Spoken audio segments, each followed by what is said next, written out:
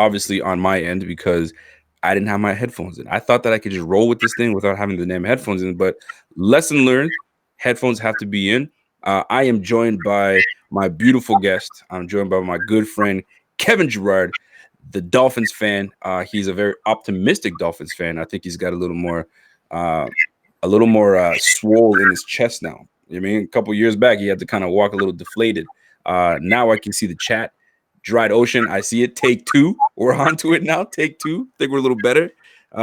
Ravens, I see you. I see the Ravens fan is up in this bitch. So we are back.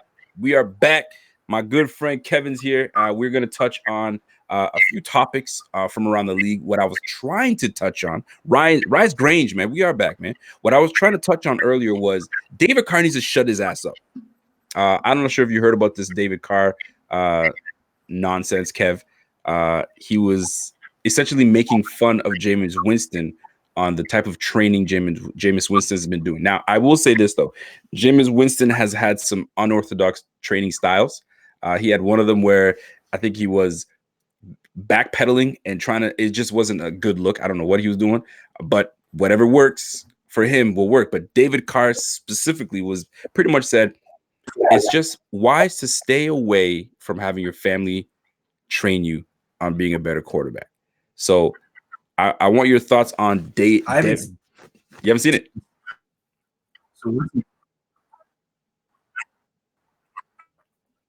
Sam Mazza, I appreciate that smash, bro. I appreciate that, my G. Yeah, we're back at it. We're a little better. Kevin's a little he's frozen up on me a little bit, but we'll get him back. Kev, you there?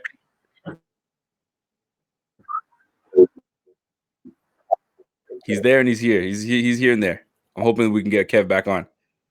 You good, Kev? Daniel Gar says, who would ask David Carr for his opinion anyway? Exactly. Who the hell's asking you for your opinion? Mind your damn business and keep moving. So I haven't. What's he doing now? So David Carr's making fun of him for training, and the training was this. It was pretty much like a big wrecking ball of a medicine ball, and it was just swinging left, right, or back and forward. So Jameis Winston was ducking the wrecking ball, right? So, and it was pretty much to simulate defensive linemen coming at your head, right? Swinging at anything. So you kind of got to duck and move and dodge. So Jameis Winston posted a clip in reply to David Carr stating, listen, man, I'm there, if you ain't going to help me, mind your damn business. That's pretty much what it comes down to. You're frozen a little bit. Am I frozen? I think you're back. I think you're back a little bit. But to me, I agree. Mind your damn business and let's keep it moving. And that's just the way it is. And if that's going to continue for him to get slandered that way. Yeah, I never moves. It's sliding all over the place. Like I'm frozen. Either way, Streamlight bots are running. But yeah, man, at the end of the day, man, yo, mind your business. That's the way I look at it, man. Mind your business. Let the man train. And if you want to give him pointers, okay, hit him on the side. Be like, yo, man, I noticed that you're doing this. I did this when I was in the league. Not, yo, man, stop making fun of the man. That's trash to me. That's just straight trash. But that's just my opinion. Some of y'all might feel the same way. I think that, and if you were statistically a worse quarterback, and even on the playing field a worse quarterback, you have no reason to be opening your damn mouth. At the end of the day, that's just how I feel about it. So, Kev, I'm gonna see if you in here. If I can only get you by audio, then that's what I'm gonna have to probably do. Can I get you by audio, Kev?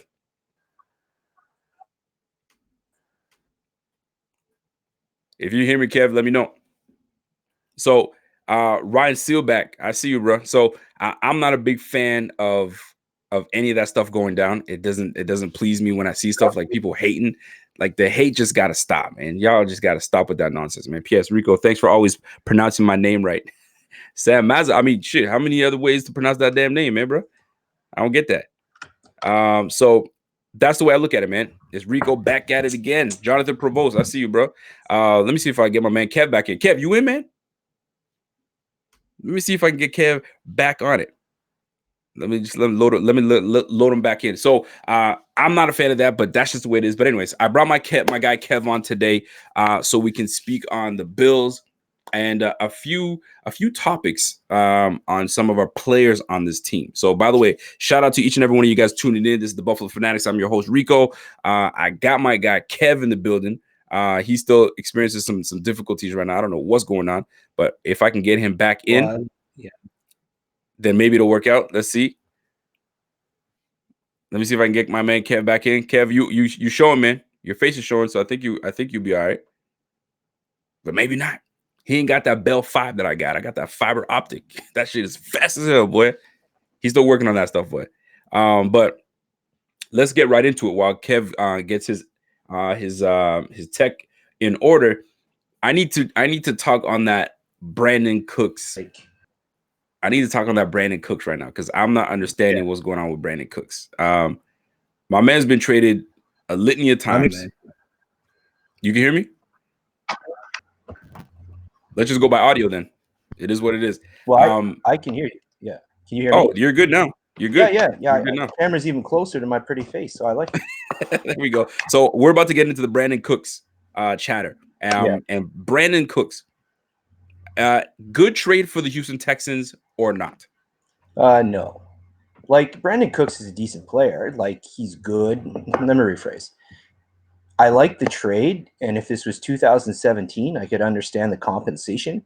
But this dude's coming off of like 5 concussions or something like that. He's a talented player, and he definitely helped the team. But, man, you should be trading for that guy like pennies on the dollar right now. Like, you should to give up a second-round pick for a guy that's been injured a lot, and is probably one big hit away from ending his career.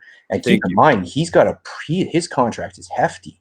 So, like, you didn't want to pay DeAndre Hopkins, so you traded him away and you brought in 2 guys that, carried my championship fantasy team to a championship like 5 years ago. Like, this is weird, man. So, and here's the thing: there's a lot of chatter going on that the contracts, because here's why I bring this up. So you give away DeAndre Hopkins, and I say give away because a second rounder for one of the top receivers in the league, if not the top 3, top 5 receiver in the league, you give away for a second rounder and also get David Johnson back, a broken down David Johnson. So it makes no sense to me. So then furthermore, with a huge contract on top of that, furthermore, you make the excuse of he was too much in the locker room, too much influence in the locker room. You didn't like when I think it's bullshit, but you didn't like when he's bringing his baby mamas around, and this, that, and the third. Okay, so you trade him. And then you bring back Brandon Cooks. He's got 5 concussions, documented concussions in the league, making what, $47 million? I think he's on an $85 million, but a 47 guaranteed. Like, yo, tripping. The GM for the Houston Texans is tripping. Bill O'Brien, bro, man, I can't understand it. Explain that to me. I love Bill O'Brien. I think he's done a fantastic job. He gave me 2 first-round picks and a second-round pick for an offensive lineman. I would like to, as a Miami Dolphin fan, offer him his 2 first and second-round pick back for Deshaun Watson. I think it's a great deal. We'll take Deshaun Watson and basically trade him straight up for Laramie Tunsil. It's a Bill O'Brien special. It is a Bill O'Brien special. So the one thing that now what ties this in is that people are now saying, I don't want to say people, I chatter on Twitter and all those other things, is that, well, we pretty much we could have gotten Brandon Cooks instead of going Diggs because we gave away a first round pick and a litany of late round picks. And they're trying to make that comparison by statistics, right? And I don't like the statistics. And for this reason alone, right? They're saying that they're pretty much the same player because they got like 4,000 yards receiving, around the same amount of receptions, and around the same amount of touchdowns. All right, cool. On the surface, yes, you can make that argument. However, Brandon Cooks has played 1 more year over Diggs. That's number 1. Number 2, Diggs had Cousins throwing him the ball, Bridgewater, I believe, if I remember correctly, throwing him the ball, and Case Keenum throwing him the ball, along with him being receiver 1A, maybe receiver 2 to Adam Thielen, and still putting up those stats. And then you have Brandon Cooks that's had Tom Brady, Drew Brees, and now he's going to have Deshaun Watson throwing him the ball. Yeah, but And he had Jared Goff within a McVay offense. Yeah. First off, you can't include a guy he hasn't played with. So you can't count Watson hasn't thrown him a pass yet. Okay. Secondly, when he played for, say, New England, he was the second target because obviously Gronk was the best guy. And then you would even say he's the third target because Edelman gobbles up a bunch of passes. And then when he was in this with the Saints, he had some good years, but keep in mind he was really young and coming to his own. So I understand what you're trying to say here. And for all we can bag on Kirk Cousins, the guy can pass. He's got 5,000 yard seasons and stuff like that. So it's not like he's playing with bums. You know what I mean? Like it's not like the DeAndre Hopkins where he had like a litany of bums throwing him the ball before Watson got there. I get what you're saying. Diggs is a better player. So I guess would you rather have Diggs in a second or Cooks in a first? I'd rather have Diggs in a second.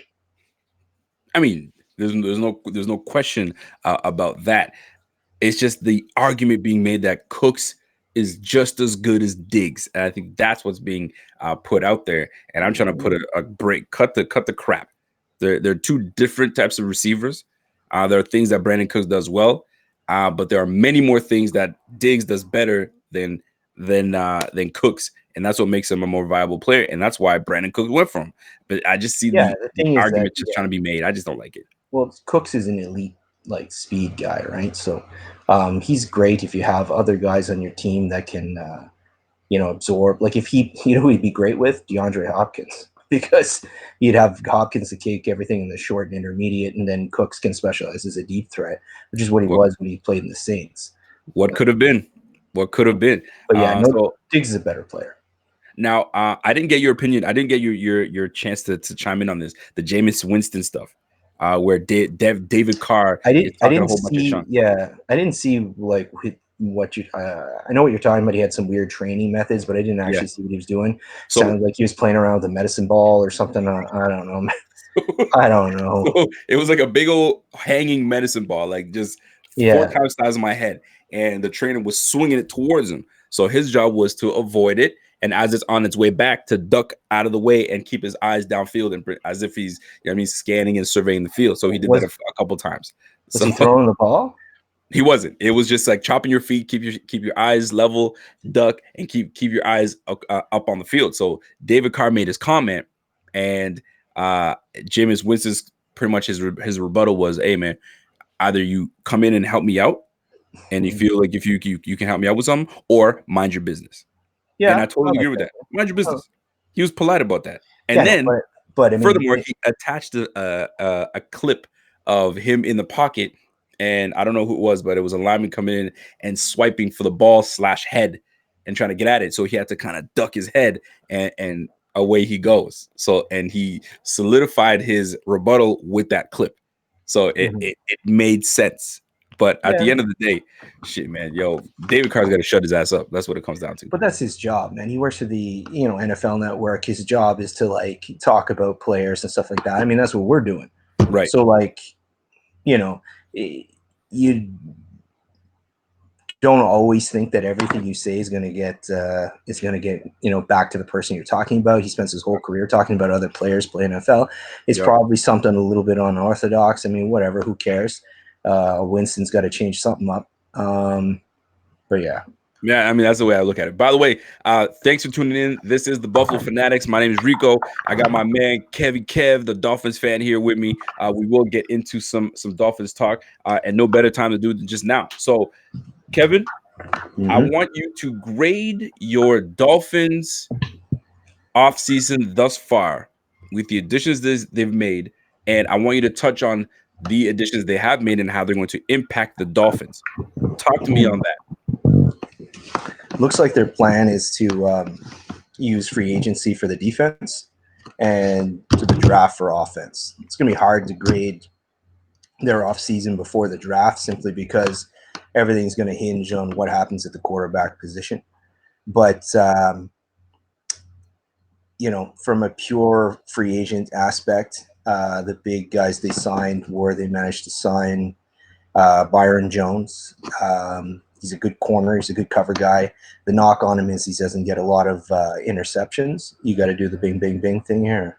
Cardero Linder, my G. I appreciate that donation. See that? That's the one thing I like about this thing right here. So y'all can see the donations. Y'all can see the shout out. That's my guy Cardero. Let's go. Go ahead. Cool. So they picked up Barnard Jones. Barnard Jones is they're going to pair him with Xavier Howard. I like Barnard Jones. He's a very good cover corner. Had a lot of success against premier wide receivers the last 2 years. For instance, just if I were to pick 2 receivers off the top of my head, he played against Stephon Diggs last year, 1 catch, 12 yards, and he played against I don't know, John Brown, we'll say, 1 catch, 9 yards. But no, he's Miami is in a spot where they obviously had to overpay for some guys because they're not a championship contender. So you're going to have to pay a bit more to get people to come to a rebuilding team. The thing that doesn't get talked enough a lot about is that all these big contracts they signed, they were very smart. They didn't give a lot of signing bonus. They gave a lot of roster bonuses, which means they can front load a lot of these contracts this year and next year when they have a ton of cap space. And then by year 3, if it isn't working out, they can get rid of these guys for very negligible cap impacts.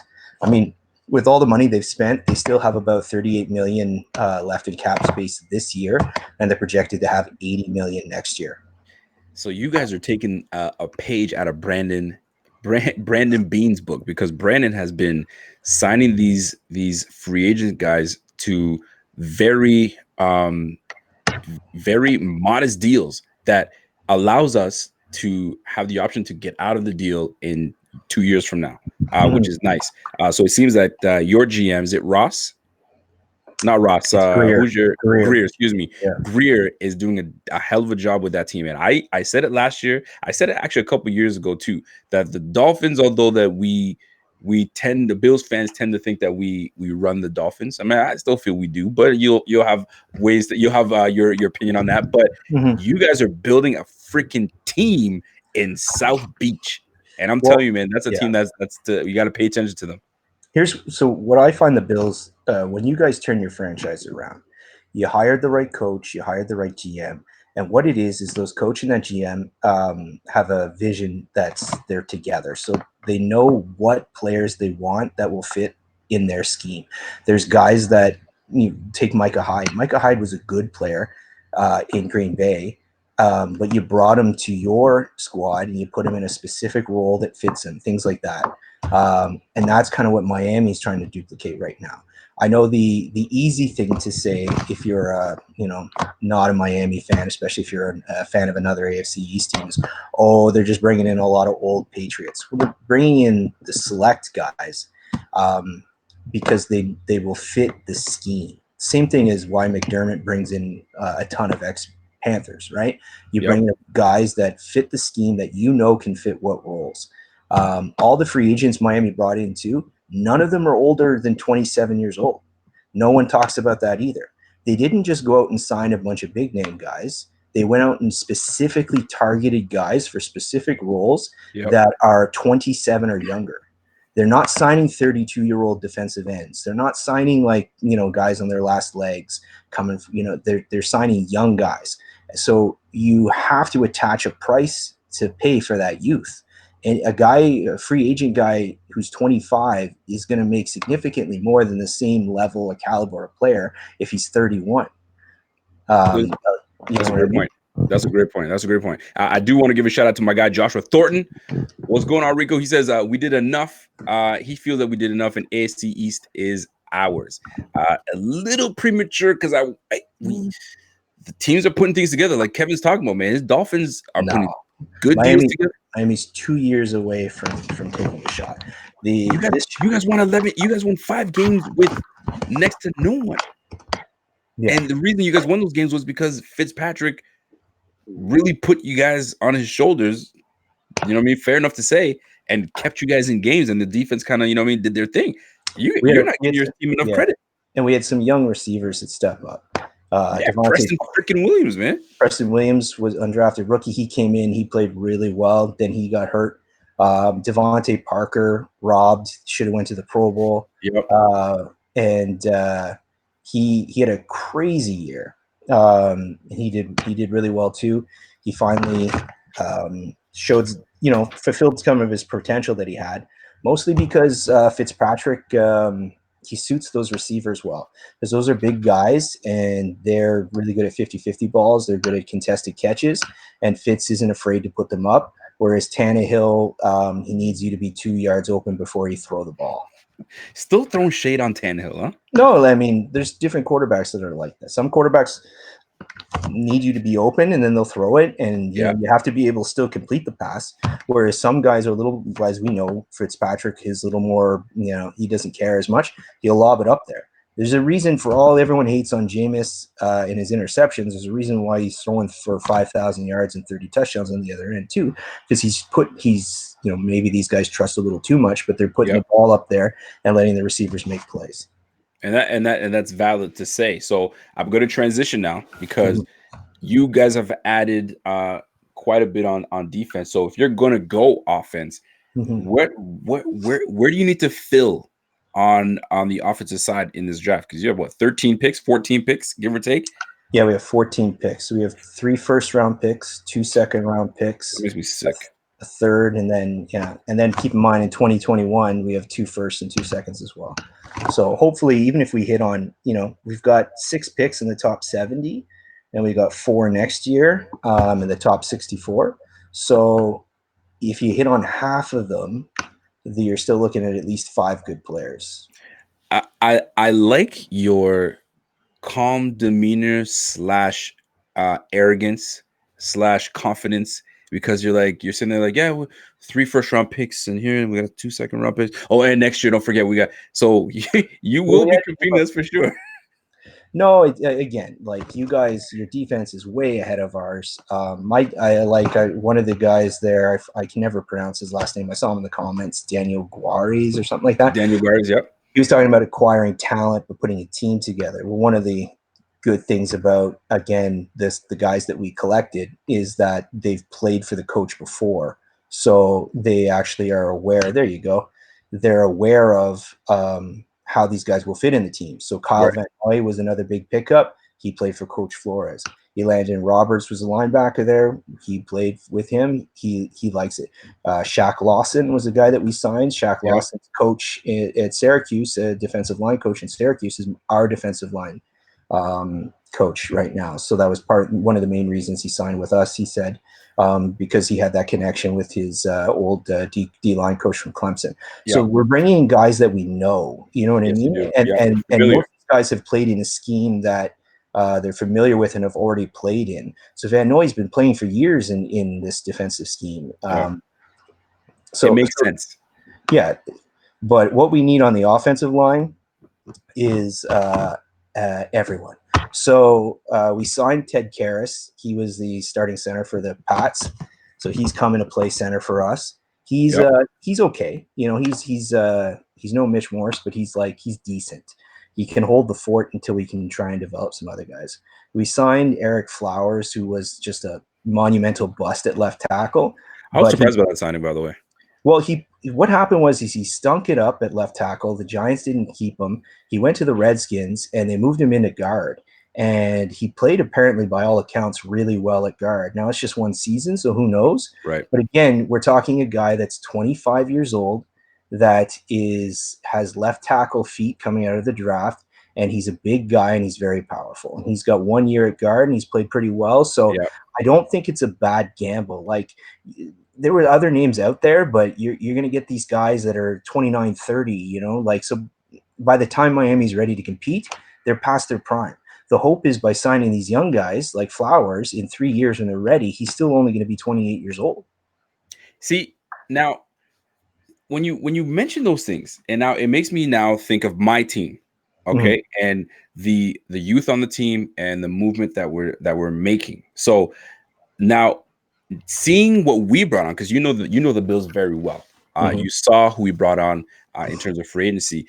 We didn't bring in youthful guys. We brought in some guys with some years under their belts. So I'm gonna name a few players on the Bills and the guys that we brought on. And I want you to kind of give me your thoughts on this player and what the impact they will have on the Bills. Are you ready for that, sir?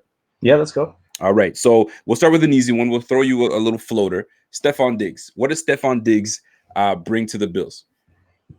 Well, he's another wide receiver, right? That's a reliable target.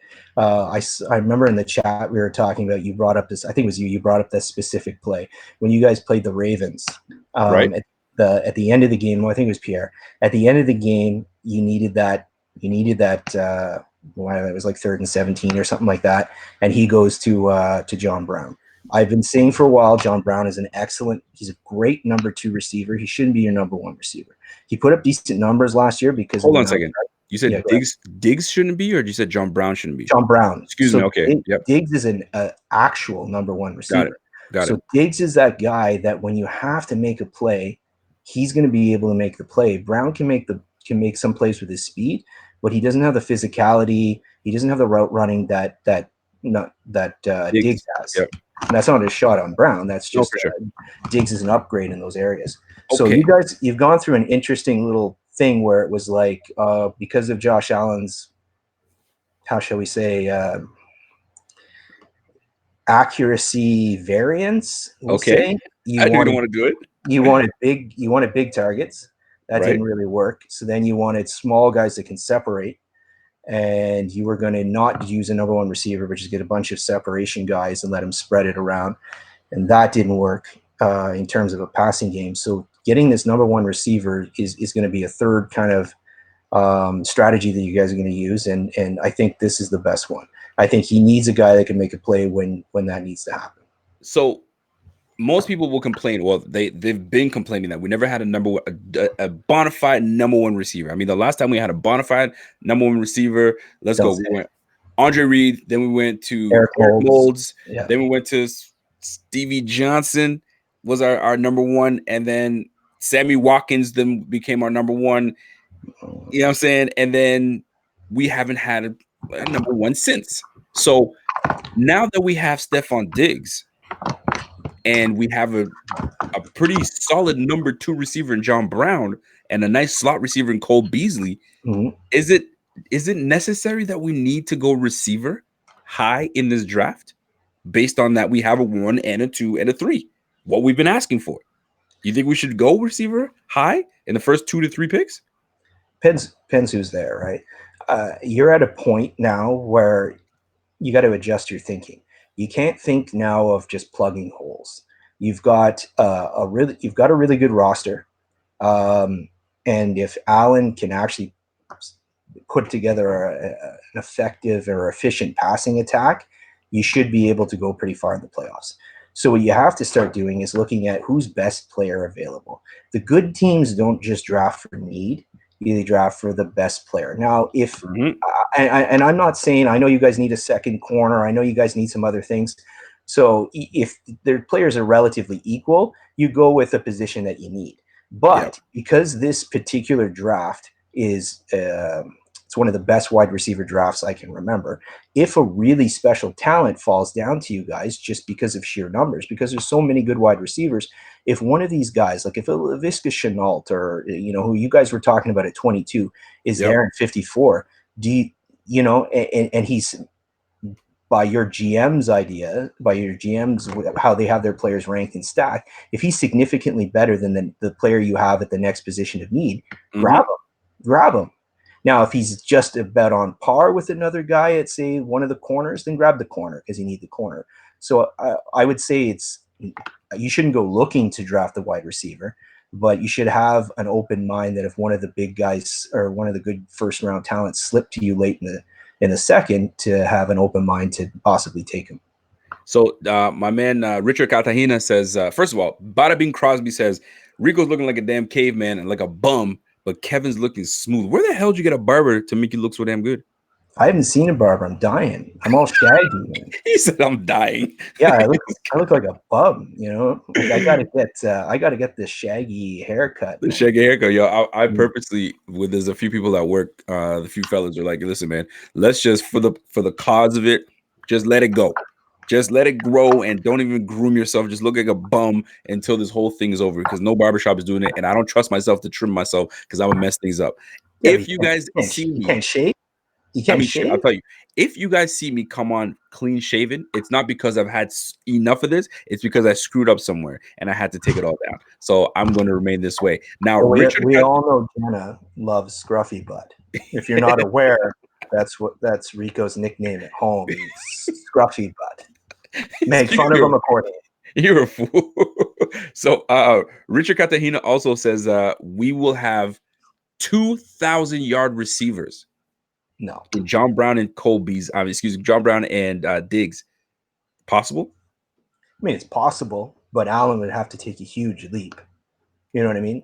Year 3 is usually the time that they do it. These quarterbacks take that big leap. Yeah, it's possible. He needs to. You know what I mean? There's no question about it. Now, Richard Cartagena also mentioned that Antonio Golden Gandy, I think it's in Golden Gandy or Gandy Golden. Gandy Golden.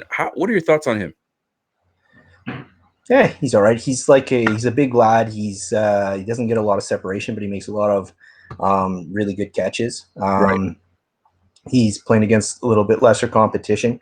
He's okay. But he's someone you would grab like way later, like 6th round. Way later. Yeah. I totally agree. The one name that's making the rounds, and I'm just not sure, is Chase Claypool, the Canadian out of BC. Yeah. 6'3", 6'4", 230, 240-ish, and ran a 4.340. They're trying to compare statistics and his attributes to Kevin Johnson. What's my man's name? Calvin Johnson. I said Kevin. Calvin Johnson from Detroit. I mean, come on now, y'all tripping if you think that. Is he a sleeper? Are we sleeping on Chase? I don't know, man. Like if he blew up the combines, now everyone really likes him. I didn't hear about him I knew who he was, but I didn't hear about him as like a high draft choice. Neither did I. Until he blew up the combine. In fact, some of these guys. By the way, yeah, Pierre, I'll get a scruffy butt t-shirt. I didn't hear these guys touting him as a 2nd round pick until then. Oh man, Daniel Guarez, man, look at this, man. What did Daniel Guarez say? 1,200 yards for Diggs, 1,100 yards for Brown, 900 yards for Beasley. No one else must be catching the ball because Josh Allen's not putting up 4,000, 5,000 yards passing. I mean, my man says he is a sleeper. Josh Allen will have 5,000 all-purpose yards. Folks, let's relax a little bit on this Josh Allen chatter. My man is his first year was like 2,200 yards, I think, if I remember correctly, or 2,700. I don't know what it was exactly. His second year was just over 3,000 yards, just over. And you want him to throw 1,200 yards to Diggs, another 1,000 yards to John Brown, and then give him 900 yards to Cole Beasley. What? We don't have no tight ends? You know what I'm saying? We don't got Deion Dawkins catching football. I mean, come on, man. Everybody relax. Just take a breath. Take a deep breath. Let him progress this offseason. And if he takes that giant leap that we need, I'd prefer it that the numbers are just, I'm not even gonna talk numbers. Let's just hope that he just comes out banging it out and doing big things. From Gregory says, I hope everyone is keeping safe. Yo, Greg, we're trying to keep safe, man. I mean, as you can see, we are keeping safe. Kevin just looks beautiful all the time, so I don't know how. I'm sure he's keeping safe. We're 5 minutes away from each other, but we decided to do this on a camera. So just it's so crazy, right? We're 5 minutes away. We got to do this thing because you know the Corona police will be all over us. Wait, you guys are not social distance, man. You better stop with that. But anyway, we're gonna move on real quick to another free agent. I want you to give me a brief description of how you think this team is going to impact our defense. Mario Addison and Vernon Butler, both these guys coming to the Bills. How will they boost this defense? Addison's going to give you an actual pass rush, so that'll be good because you guys haven't had a legitimate pass rusher since Mario Williams. So this guy's had 9.5 sacks last year. He's done pretty well. He's older, so this is for a short-term window. That's why I'm still kind of in favor of you guys trying to find some edge talent in the draft. But You know what I mean? I think he's a really good pickup for you. He knows the system, he knows the scheme, he knows the defense.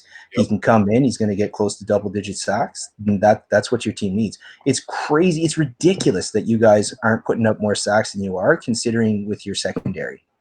So it's about the pressures. We get a lot of pressure. I mean, we're not finishing like I would like us to, and I know that you're not a biggest fan of what's his name again? You know, our defensive end. I've forgotten all about him. Jerry Hughes. Oh, Jerry yeah. Hughes. Yeah, you're not a big fan of Jerry Hughes. So well, you feel that how many years is he going to get 4.5 sacks? Right? Like, you need he's good to have on the team, but you need a top flight pass rusher to complement your defense. It's really all you're missing. You have a crazy athletic middle linebacker. You have a weak side linebacker who makes plays all over the field. You've got a great lockdown corner. You've got the top 3 safety tandem in the NFL. Ed Oliver is going to improve and probably get some pass rush up the middle.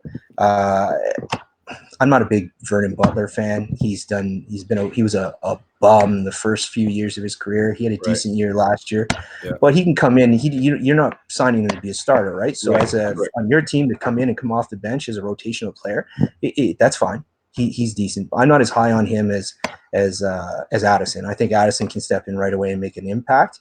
And then are you going to ask me about my favorite Bills signing? I'm going to ask you about your favorite Bills signing. Yeah. Mr. Jefferson.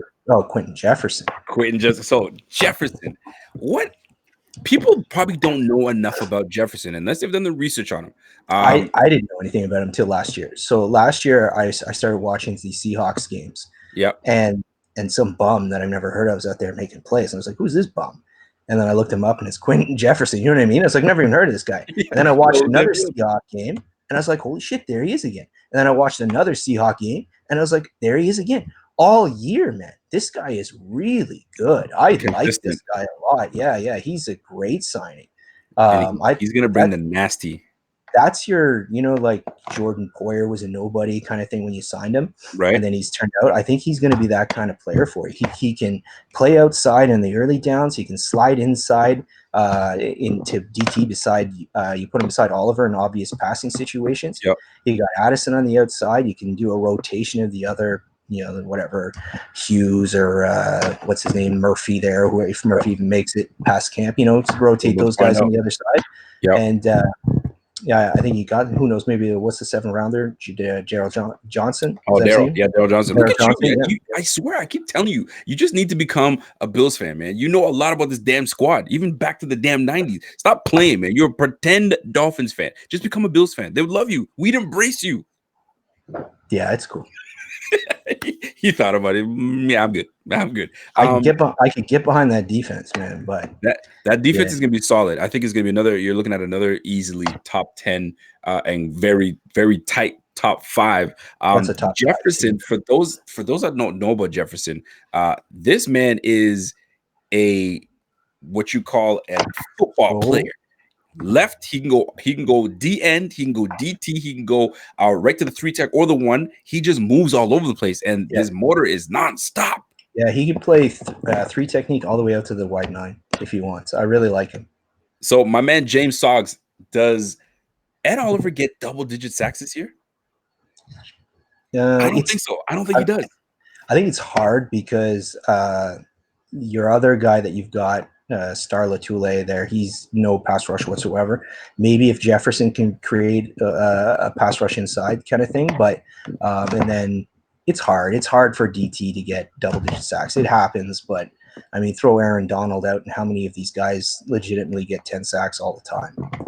So my guy Rich G says, "What's up, Rico and Kevin?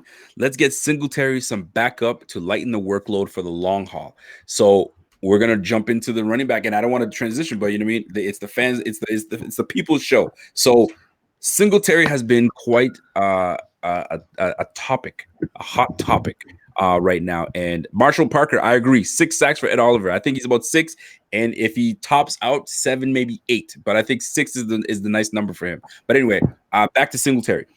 Singletary, 5'8", 205-ish, 207-ish. Slow as can be. I mean, he's a mystery. You know what I mean? He's slow, He's not big. They just Does he can't need to tackle. be fast? It looks like they dip him in grease. It looks like they dip him in oil or something Yeah. before they get. They just fall off of him. It's crazy. He's really good because he's got no long speed whatsoever. He's not big. Like they just can't tackle him. It's what do you know? It's an enigma, but he's really good. You got to give him the ball more. Dude, he was averaging 5 yards a carry. Offense needs to run through him. Yes. I've been reading these comments. You cannot make Josh Allen the centerpiece of this offense. You tried it a couple years ago, and you end up with a bottom tier offense. Maybe it was too soon. Maybe we tried too soon to make him the centerpiece. He's a God. You know what I'm saying? So it's I agree with you. When we tried to do it, it didn't work out. But 3 years in now, going into year 3 with the same offensive coordinator, with the same head coach, 2 years straight going to be with the same quarterback coach in Dorsey. I can't see him having a terrible year. I mean, I don't want to say he's going to have a terrible year, but I see him taking another step is how I feel about it. But I don't want to go on Allen just yet. I want to stick on the run game. So to complement Singletary, you say he lacks speed. So would you get like long speed? He's very quick. Yeah, and again, I think he's awesome. I'm just my point was he's like Rudy out there. He's like 5 foot nothing, slow as can be, and they just can't tackle him. It's crazy. Yeah, man. Give him the ball more. Yeah. He gives me Barry. I hate to say it because nobody's on Barry Sanders level, but he gives me Barry Sanders esque when he maybe chops like legs. Maybe like young Shady. Young Shady? You want to give him Shady? Well, when Shady was young and he was tearing it up, he was getting some of the Barry comparisons. I never like to compare anyone to Barry Sanders. I know. I don't like it either. I mean, Barry's that dude, man. But now I want to transition a little bit, but stay on the topic.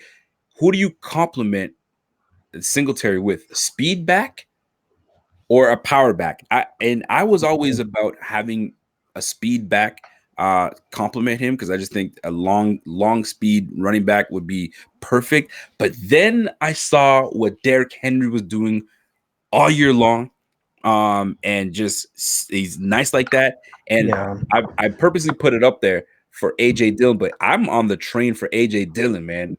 And dude, if we can get AJ Dillon into Buffalo and have him close out games, I'm telling you, man, Marcus Watkins, I see you, man. AJ Dillon will be a good pickup, and I'll tell you why. We know our defense is going to keep us in the game. We know it's going to happen, right? Allen just needs to make a couple plays to get us ahead, and then now we pound the mother effing rock with a Dillon and a Singletary. I just feel that would be a nice pickup, and we keep TJ Yeldon as a receiving type back. But I want your thoughts on that because you may not like AJ Dillon. You might like a Cam Akers or a whoever. So what are your thoughts on that? I'd prefer Akers. I think Akers is a better player. I like AJ Dillon because he's Brandon Jacobs. He's huge and he's got good straight line speed. But the reason I don't want him, and I don't really care whether he's a speed or a power, what I want for you guys, not what I want, but what I think you guys should go for is whoever he is, it should be someone that can still catch the ball. Because the last thing you want is AJ Dillon. I'd have to go back and see a little bit more. I know he's strong. I know he's a great runner, but I don't know how good he is as a receiver. I don't know whether I know his numbers aren't good, but I don't know if that's because they didn't use him or because he can't do it. Because the last thing you want is, here comes AJ Dillon. We know it's going to be a run play. Right. You guys tipped your offense off a little bit last year when you took Singletary out to bring in Frank Gore. And you don't want that. You want someone that, regardless of who's in the game, the defense isn't going to be, okay, it's most likely to be this, or it's most likely to be that. TJ Yeldon's in the game, okay, it's probably going to be a pass. You know what I mean? Yeah. So whoever he is, whether it's speed or power, as long as he can contribute in all three phases, that's who you want. You want someone that's interchangeable so that you don't have to change your playbook up regardless of who the offense is, because smart teams are going to see this and they're going to key off of it. So when you look at the type of running backs that are out there, then with a Clyde Edwards, Clyde's Hilaire, he'd be a great fit. Yeah, because he reminds me a bit of Singletary. Because Edwards Hilaire, he's a smaller, shorter guy, harder to see. He's very hard to bring down. He breaks a lot of tackles, and he's efficient in the passing game. So I like everyone sleeps on Yeldon. No, Yeldon's just pedestrian. You can find 20 Yeldons on the at any point in time. My thing is Yeldon's a great guy to have on your back, on your team as a third back. That's fine. But when Yeldon comes in the game, it's like, oh, here comes a screen pass because he's not a great runner downs 1 through 2. Yeah. So again, bring someone on that will not tip the defense off to what you're playing. You don't want to have 2 separate playbooks. Here's one for Singletary and here's one for whoever you bring in. Yeah, but here's the thing. But in this day and age now, it's a lot of 2-back committee.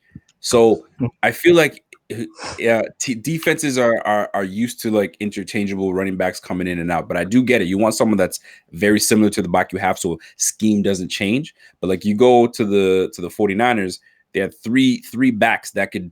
I think I would say I guess they're pretty much somewhat similar, right? With Breida, Mozart, and Coleman, right? So all 3 of them kind of do the same thing. So then you look at another team that I'm trying to look somewhere where there was such a disparity, Titans, but then you have 3 down back in Henry. So well, the Titans are a good one because that's the literally the example I would think of, because you had Henry and you had Dion Lewis. Right. And it was very telling to the defenses what they were going to do. They eventually just abandoned getting Lewis in the game and they cut him. Yeah, see, Marquise Watkins is saying, man, listen, man, we don't need 2 scat backs. We need power. That's what he means, man. Fuck you mean. You want power, baby. Yeah, that's cool. But again, that's the strength of Allen's game. The strength of Allen's game isn't as a passer. The strength of his game is his athleticism. The strength of his game is that he is your short yardage back. Like he is you guys love to throw his total touchdowns around because he gets all those inside the 5-yard runs, right? And he's good at it. He's really good at quarterback sneaks. He's really good at short yardage. Like, and when was the last time you saw someone get hurt on a quarterback sneak? You know what I mean? You know who is gonna get hurt? If I don't say nothing, it's gonna be me. If I don't mention new member and D, can you pronounce that name for me? Louis Parr. Louis Parr. Welcome to the Bing Squad. My guy Kevin, he's so serious all the time. D. Louis Parr? Yeah, I guess that's what it is. Have some damn excitement, Kevin. Yeah. Yay. So before we get out of here, Kev, I wanted to put a few things together. And I want your thoughts on it. And we're going to start with, we did this a little last year and I wanted to revisit this. And it's about who's overrated, who's underrated, who's got the most pressure on them, a few things. And I need you to give me your thoughts as an outsider on who falls under these categories, right? James Soggs, bing, biggity, bing. You know what it is, James Soggs. So I want to start with something light. Who is going to remain an all-pro, or maybe I should change it up. Who is going to be a new face that can potentially become an all-pro this year on this Bills team, offense or defense? Who can become an all-pro that already isn't? Yes, that's correct. So I can't say White or something, right? Carlos Hyde. Micah Hyde. Sorry, Micah Hyde. Micah Hyde. Oh, you think he's going to get the all-pro this year? The all-pro nod? I like that. I think I don't want to say it's overdue. I don't want to say it's overdue, but we would like that all-pro type of year from Micah Hyde, because I think if he has an all-pro year, this defense is number 1 in the league. If he becomes that guy. So I feel that a great pick would be a Micah Hyde for an all-pro. So with all-pro becomes all trash. Who is going to be the all trash? The player that we had some big hopes for you, man, but you were just straight trash. You're going to get cut or you're buried on the depth chart. Who is that guy? Josh Norman. Wow, you didn't even think about that one. No, he's been garbage for 4 years, and you guys are pumping him up like he's going to be awesome. He's going back to his team. The last time this guy had a good year was half a decade ago. He was drafted 9 years ago and ran a 4.66 9 years ago. What's he running now? A 5.7? Wow. Like this guy. And I'll tell you right now, here's what's going to happen. Yeah. He's gonna get a pick in the first 2 games, and then he's gonna be talking trash, and all the Bills fans are gonna be like, "I told you he's good," and then by week 12, he'll be buried on the bench.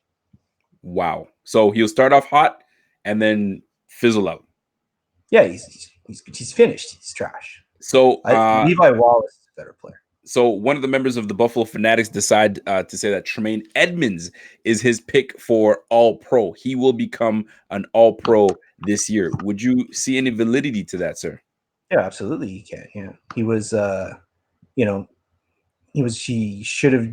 Well, he did receive consideration for the Pro Bowl this year. He had a really good year. I think he can definitely take the next step. We have a comment from Dustin Lines. I'm not sure if he's your friend or if you paid him to do this, but Kevin may be an angry Canadian Dolphins fan, but he wins me over with his knowledge of Bills and his non-biased views every time. And that is why we bring on Kevin to these shows, because he keeps it a buck every time.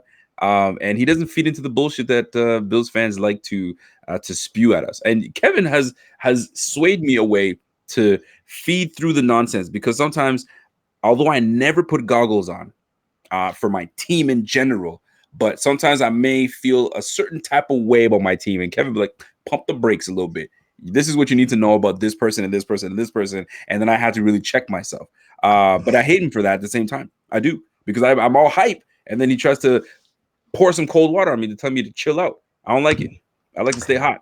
Yeah, I like Daniel's comment here. He would have preferred Kevin Johnson was re-signed over Norman. I agree. That is an accurate take. Josh Norman's going to pick off Miami all day. Hasn't had a good year in half a decade, but yeah, wait, maybe. Who said that? Oh, over here? Yeah.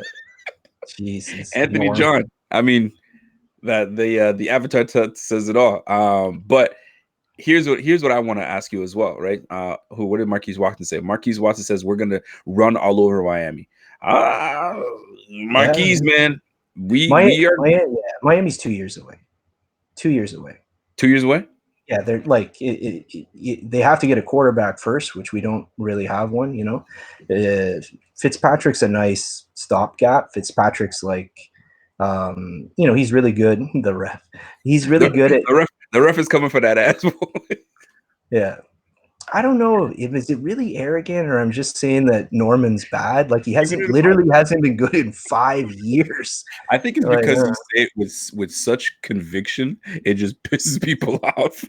You're not like, maybe he might. You're like, he hasn't had a good game in 5 years. That's half a decade. They don't want to hear that. Hasn't had a good season. Yeah. I thought EJ Gaines was a better pickup than Josh Norman. I'd rather have, when Gaines. I mean, he's not, if he can stay healthy, which is never happens. But I like EJ Gaines. I thought when he played for you guys a couple of years ago that he played really well. So my man Bada Bing says, "Sorry, Rico, man. It looks like you got goggles on right now with these spectacles on." That's a fantastic avatar, by the way. I don't know if that's you or not, but I like that. Oh, Bada Bing Crosby. I don't even know who the hell that is. I don't know. So now we're gonna switch gears a little bit. So we went from all pro to all trash. So you gave me your takes. Who's underrated on this Bills team, offense or defense? Who do you feel is underrated? And this is for everybody. I want everybody to chime in on this as well. Are we talking about underrated by like us, or underrated by like the national media? Nobody knows, because we know our team. Like, you know your Dolphins, you know who's not. And for the Bills purposes, for nationally, who is underrated? Guys, I want you guys to put in underrated and then who you think is underrated on this team, for those that are in the chat right now. I don't think enough guys are talking about Singletary on offense, and I don't think enough credit goes to Micah Hyde. I think Micah Hyde should be a national name. And if you want to throw one more guy, then maybe Matt Milano doesn't get the national attention he deserves. See, and a few people agree with you. So Sean Wilkinson says Milano for sure. We got who else? We got Jukesy. Jukesy, man, I hope your name is Jukesy, not Juicy. So Jukesy says the same thing. So nationally, they feel that Milano is that guy. So Kevin, I think you're on par. You know what though? I think I agree with this person here for my pick for underrated, and that is John Feliciano. I think he's underrated, and that's who I wanted to say. And I'm freaking glad my guy Richard Young came through and said that, because I feel like a lot of people get love on the O-line when you have a center that's paid the top 5 center in terms of how much money this person is getting. Cody Ford is going to start to get some attention because he's a second rounder. And then you got Deion Dawkins is, the guy on the team. And Spain just got signed, right? Re-signed to the team. So, but John Felicia doesn't get talked about. And some people are talking about, we should start looking into drafting a guard or a this or a that, or drafting a right tackle, then to move over Ford to guard. Hello. I gotta give my impersonation. Hello, we play to win the game with right guards like John Feliciano. That boy is a bear and he's a mauler. You can't play with that, man. Yeah. Stop playing, man. So to me, my underrated guy is John Feliciano. That guy's a G, and don't mess with that boy, man. That boy, I bet you he keeps everybody in line on that team. There's some leaders you want on that team. I think he's one of the guys that keeps everybody in line. That's just my opinion. Hot take that. That's what I'm saying. But anyway, underrated Milano for me, John Feliciano. Here it is. Overrated. The most overrated person on this team, offense or defense. Who is your pick? It's definitely. It's a tough one. Take your time to think about this one. Let me see. I'm gonna have to start with Jerry Hughes. Okay. Yeah, and then I don't know, man, because the Bills don't get enough. Both. The Bills don't get the recognition that they should get because it's a small market and we've been living in the shadow of New England for so long that I don't know if there's anyone else really overrated. I'm trying to think right now too. Yeah, it's tough because I feel like there's like 10 guys jump to mind when you say underrated. Like I still your defense does not work if Micah Hyde's not back there playing deep middle. And no one talks about it, I can think of a ton of those guys, but on overrated, you don't really have any. Hughes, and that's not really nationally. That's more from you guys because he hasn't had a good year. Yep. And since Josh Norman had a good year, that's how long ago it's been. But but other than that, and he's not a bad player. It's just we expect him to be like a 10 sack guy, and then he keeps chipping in with 5. But other than that, it's I'm hard trying to look like it's okay. But while you think about it, Murphy's coming up, and I'm like, well, is Trent Murphy overrated? Ain't nobody rating him. First of all, he's just talks about him. I'll tell you, it's for me. Sean Wilkins is definitely wrong. What does Sean Wilkins say? Rachel Bush is overrated. Don Troutman would have your head. Overrated for me on this team, and he's not like a name where whoa, what are you talking about? Me personally, for what they claim this person does and why we should retain this person, it makes me like, what? Are you kidding me? That's Lee Smith, tight end Lee Smith. But we need him for his blocking abilities and this, that, and the third, and blah, blah, blah. Bro, overrated. And I'm not saying he's trash. I'm not saying he's trash and he's garbage and I just think that for what people we put him up for, I think this overrated. You know what I'm saying? He is overrated because Dawson Knox is not a bad blocker. He's not an amazing blocker, but he ain't a bad blocker that you need to put Lee Smith in front of him. Sweeney is known to be a decent blocker and can get out there and catch a pass here and there. You know what I'm saying? So those two guys are your main, to me, I think are going to be your guys that get up there. And Tyler Kroft, he's a veteran in this league. He does everything pretty damn well. He just needs to stay healthy. So Lee Smith, I don't know, man. I think he could just bump it. That's the way I look at it. But I have people saying Star Lotulelei is overrated. I don't know if the ref. I don't know, man. I don't know. Who do you guys have as your overrated players? I'm looking at it. I see Daniel Guari says Star Lotulelei. Damn, somebody says Star L. Yo, you guys are tripping. Oh, look at this one here. Aaron Vino Alvieno says Ed Oliver is a bit overrated. That's an interesting one. Man, you can't be overrated as a rookie. I know that a lot of fans were a little bit disappointed with his rookie season because they thought he was going to come in and get 10 sacks or something. But defensive tackle's really hard to come in and play at an all-star level. It's really hard. There's only a handful of guys that I can think of that have ever been able to do that. He usually takes a couple years. And the thing about Ed Oliver is he kept getting better as the year went on. That's true. If you watched his tape from weeks 1 to 4 through 12 to 16, it's a huge difference. No, and I'm not hating on that at all. Mhm. I just don't think that's the take. I don't think that's the take right there. I mean, to say that the rookie is overrated, nah, man. He's only about to get started. My man Scott Blakely's in the building. Scott Blakely is saying Star is the overrated one. I mean, to keep it real, they're not wrong because we had to readjust and restructure Star Latule's contract. So there's that. So I think majority of people feel that Star Latule is that guy. I feel that Lee Smith, maybe Stephen Hauschka sometimes. I do want to jump in and mention that, but he finished the year somewhat decent, but he had his shaky moments. So we're gonna move on to the next. Oh, Pat DeMarco, overrated. I think he's more valued than people want to give credit for. But we'll move on to the next one. So who would you say, and I think this might be an easy one, but maybe you might surprise me. Who would you say has the most pressure going this year? The most pressure on this person. Josh Allen. Josh Allen, I think that would be, and I want you guys to chime in. And if you guys have a different player that you want to name, by all means, give me the person that you think is got the most pressure and explain yourself. But to me, and I think I'm going to agree with you, Kev.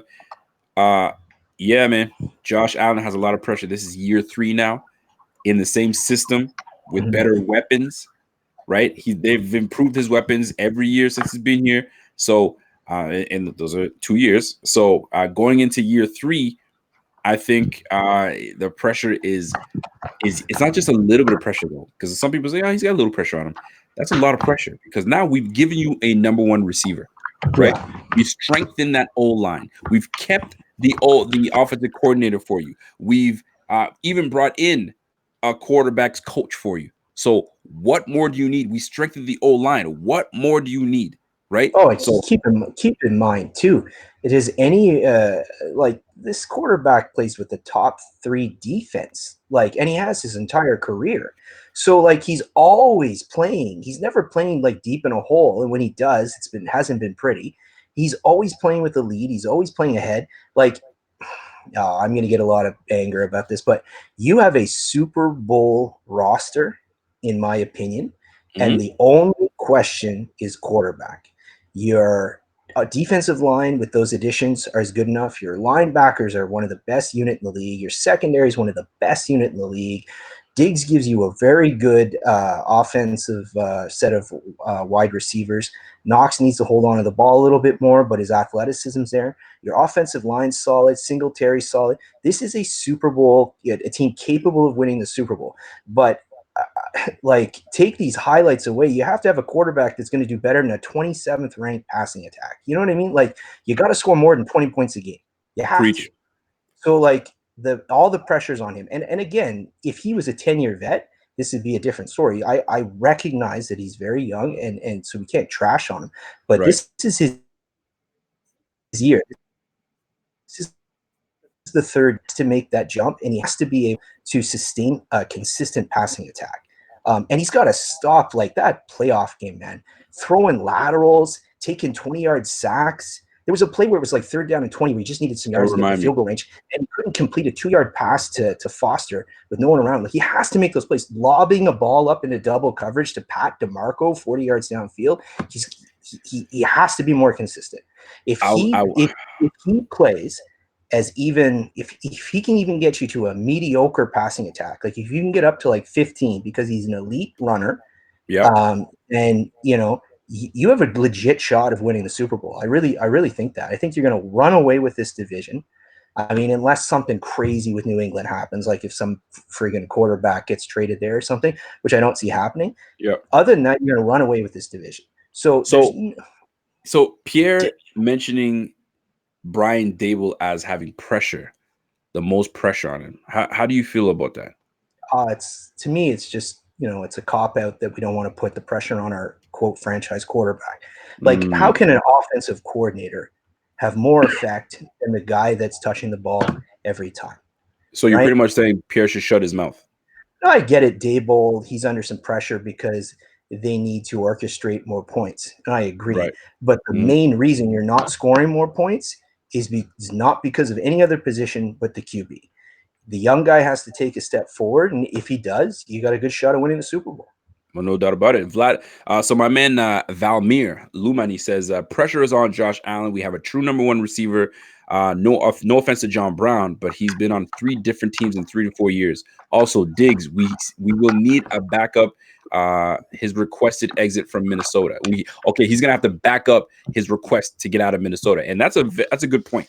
Although I don't think the pressure is all the way on Diggs, I think it's going to be on Allen. But the fact that you say, get me out of Minnesota, I no longer want to be stuck behind Allen Thielen as the number 2 receiver. I know my worth. I'm a number 1 receiver. So a lot of pressure is going to be on Diggs too. But I think the main pressure goes on Josh Allen. We're going to move on to the next one. Kev, I won't keep you too long. And I think underrated and not sleeping on are 2 different ones. So maybe you might have someone. You may not have anybody on this one, but don't sleep on Jefferson. Who do we not? Jefferson. That's your guy. So don't sleep on Jefferson. And I like that. And not that anybody's sleeping on this particular this player, but if this player can remain healthy, and I'm gonna go on it, man, because I know you don't like it, but don't sleep on Josh Norman. I think people are just dismissing him because of the last 4. And let me explain myself. Don't sleep on Josh Norman because it's a hell of a drug when you pop that pill of motivation, right? People begging you this whole time and this, that, and the third, and you're in a familiar scheme, right? Yes, my speed is not there, but my mental is still there. And I'm in a scheme, and I'm surrounded by players that are better than what I had with the Redskins. Front line, linebackers, and my defensive backfield. I feel that Josh Norman, we can't sleep on Josh Norman. I think he's going to have a better year than most people think. That's just my take. How do you guys feel about that? I feel that people are saying Levi Wallace is not to be slept on. AJ Klein. Dawson Knox. Dawson Knox not to be slept on. See, he had a lot of key drops last year. If he can hold on to the ball, those numbers he has are very impressive. He's got a ton of athleticism. I think that's a very good pick too. Oh, my man Sam D. Hold on a second. I think I missed it. My man Shan D says, don't sleep on Duke Williams. I like that pick. Marquise says, yo, Marquise, are you with me when I talk about, because I think that's what Marquise is doing right now. Because he's saying for me to talk my shit. So if that's what I think you're saying, then I think people shouldn't sleep on Norman, man. Norman is going to reconnect with McDermott excellently. So that's my man said that. I don't think I've ever heard the word excellently, but I'm gonna fuck with it. I think that fair point everywhere. But Jefferson, I'm freaking looking forward to Jefferson. I really do. I want to see him in this defense if we even have a damn league. Scott Blakely with a sleeper. Don't sleep on Voshon Joseph. What? Okay. Listen, man. I every time I speak on Voshon Joseph's name, you want to see the facial reaction that Kevin gives me? Voshon Joseph. You better explain yourself, because Scott Blakely is going to come for that ass, man. Why don't you like Voshon Joseph as a sleeper? Not that you don't like him as a sleeper, but you feel like you don't really speak on his name as much because you're just like, nah. Well, he's not. I can't see him doing anything unless Milano gets hurt, because he's miscast as a strong side linebacker, right? Voshon Joseph is very fast, and he was pretty good in Florida. He was a decent 5th round pick, but he's a 5th round pick for a reason. But my thing is he's a weak side linebacker. So for him to get on the field and excel, then what's his name's Milano's got to get hurt, because he's not coming on and taking on tight ends and stuff like that. That's not his game. He's a flow linebacker. He's going to scrape off, and he's going to be fast. Yep. By the way, I want to give a shout out to each and every one of you guys. There's 169 people in this bitch. Welcome. If you haven't tuned in for the Buffalo Fanatics in a long time, this is it. Subscribe, smash that like, and let's go. Kevin, how much time you got left? I don't got a lot. I'm getting the look, man. She's giving me the look right now. Well, listen, you know what, Kevin? Listen, have yourself a good night. Apparently I'm okay for a couple. Are you sure? No, that's a lie. You know that's a lie. No, they tell you they're good. Yeah. They tell you they're good, but they're lying. You know that. Yeah. So let me finish off with this one, because I have a few others that I want to hit up. Worst free agent pickup for the Buffalo Bills. Worst free agent pickup. It's tough. Well, Josh Norman. It's tough. Well, not even like it's tough because the contracts that you sign them to are reasonable. I think the worst pickup will be Norman because I don't have any faith in him, and then maybe like Butler from an impact perspective, but his contract's good, so like he's good to have on the team. Like you were very smart with your signings. You didn't overpay for anyone other than Diggs. No one's expected to set the world on fire. You know what I mean? I think. I don't know. I guess I'll just say Norman, just because the expectation, like to me, like I don't know. Hopefully, you guys draft like a corner like Bryce Hall or someone like that that'll really fit that system that could come in and complement White. And I see my man, the ref says it's a pretty good one. He said a sleeper is going to be Darrell Williams. That's a great one. The ref came through with a banger with that one. Yeah. Voltron is a good one. The ref came up with Darrell Williams. Yeah. I think those are very valuable pieces. I already know your best free agent pickup is Jefferson. I feel like Jefferson is your favorite free agent pickup that we picked up. Would you agree with that? I think that stands on point. I think I'm going to agree with you. Yeah, him or I think Addison will have maybe the best impact because Addison, he's a little more. I always say Jefferson because he's under the radar. You know what I mean? Yeah, like Jefferson's a sleeper, whereas Addison should come in and get 9 to 10 sacks. That's what he's been doing for the last couple of years. So I think Addison will have, because we're not counting Diggs, right? He's a trade, so but should have the biggest impact of your free agent signings. No question about it. And last but not least, the prediction.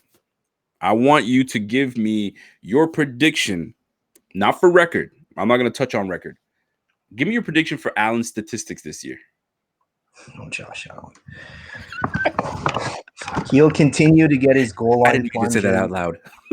He'll continue to get his goal line runs. And I'm gonna write this down, by the way. I want to know what's Kevin's thoughts on Josh Allen's year, his prediction for his year. Statistically, what does he do for us this year? I get to redo this again after I see the preseason, if we have one, and see how he looks with Diggs. Because I'm not sure, with all this weirdness going on, it's going to be harder for people to have new guys to get acclimated. But if Allen takes the next step, I can see him. We'll start with the rushing. He'll have 550 rushing, we'll say, and. His usual, instead of giving it to a fullback, his quarterback sneaks it in there. Give him 6 touchdown rushes. Passing, if he can break 3,500 yards, that'd be an improvement. So that would be good. I'll say 3,500 yards, 22 touchdowns. Okay. 12 picks. 12 picks? Yeah. 22, 12, 35, another 550 rushing, and maybe 6 rushing touchdowns. Okay, Kev. Ladies and gentlemen, I'm going to let Kev go because his lady is scowling. I don't even see her, but I know she's scowling at you like, okay, bro, I give you your time. Let's go time. So do you have any parting ways that you want to give to the Buffalo fanatics that are out there? I've seen a couple comments now where they're talking about Allen 5,000 all-purpose yards. They think what is the breakdown on that? Like 4,400 passing and 600 rushing? Well, we have 38 from Fletcher McCobb says 3,800 yards, 30 TDs, 8 interceptions. I think the 8 interceptions is a little low. I think he's going to throw a little more than that. 500 rush, 8 TDs, 10 fumbles. Yikes. I don't like the 10 fumbles, but the fact of the matter is someone's given us somewhat of a decent breakdown. A decent little breakdown. That's cool. But nonetheless, Kev, I appreciate you coming through. You're the man. We got to do this again. Hopefully this whole lockdown business gets put aside, because the dynamic between the two of us when we're side by side is much better. You know what I'm saying? But it is what it is. And this damn technical difficulties is out the window now. So that's all right. But we'll do it. Yeah, man. We'll do it again sometime, man. So I appreciate it. Tell your lady I apologize. And you can go do your thing. Sounds good. All right, buddy. Take care. Bye. So that's my guy, Kev. He's out of here. I appreciate Kev coming through. That's my guy, man. We've been rocking for a minute now, and it's always nice to chop it up with my guy. So what I'm gonna do now is we kind of had a small show. I just want to kind of give back, man, because I want to try to get back on it. But like, I'm one of the essential workers that I have to go to work, and I'm back on nights again. So you won't see me in hotel rooms as often. So now I'm going to be mostly at home, and my schedule is a little off. So I got to try to get my thing together. But a lot of people have been asking me if I'm going to do a live draft. And the answer is yes. It's not. And I'm going to try to get Kevin on, and it's going to be a live draft with a panel. It's not just going to be me and Kev, and I'm going to have two others down with me. So I'm looking forward to that. So yeah, we're going to be doing it, man. So tune in when we do it. My man Scott Blakely with a little love. You know, man, Scott, I got to give you credit, man, because my eye is always out there and watching a lot of content that's out there, because I support a lot of the Bills guys that are out there putting content out. And my guy Scott shows love to everybody, man. So Scott, I give you love, man, because that's legit. But Scott says Josh Allen MVP. What? First QB to take the Bills to a Super Bowl and win. That's the bottom line. Scott, my man Blakely. I feel that, man. I feel that for sure. My guy, the ref, 3,600 yards, 28 TDs, 11 interceptions, 400 yards. See, that I can see very realistic. Not very close to what Kevin was saying, truth be told, right? 28 TDs, 11 interceptions, 400 yards rushing. Yeah, man. I feel that. The ref. I like those numbers, man. I really like those numbers. But that's where we're at, man. I see 3,300 yards from the Gulf. What? Let me see this one. 3,300 yards, 25 TDs, 450. I like that, man. I really do. So any questions going forward? I hope you guys enjoyed the show. I try to bring as much entertainment as possible. You know what I'm saying? I try not to bore you guys. I try to keep it a buck and keep it rolling, right? So I tried to kind of give you guys an opportunity to kind of chime in. So the one I want to go over it. So we talked about the underrated, the overrated, overhyped, shall we say. We talked about the quarterback, the team that's going to have, or excuse me, the player that's going to have the most pressure on them. And I think it was unanimous in Allen. But I think the receiving core is going to play a big part in this by catching the damn football and not dropping shit.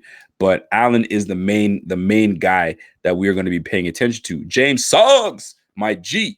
Thank you, Rico, for the great videos, man. I appreciate that, man. You guys let me do this, man.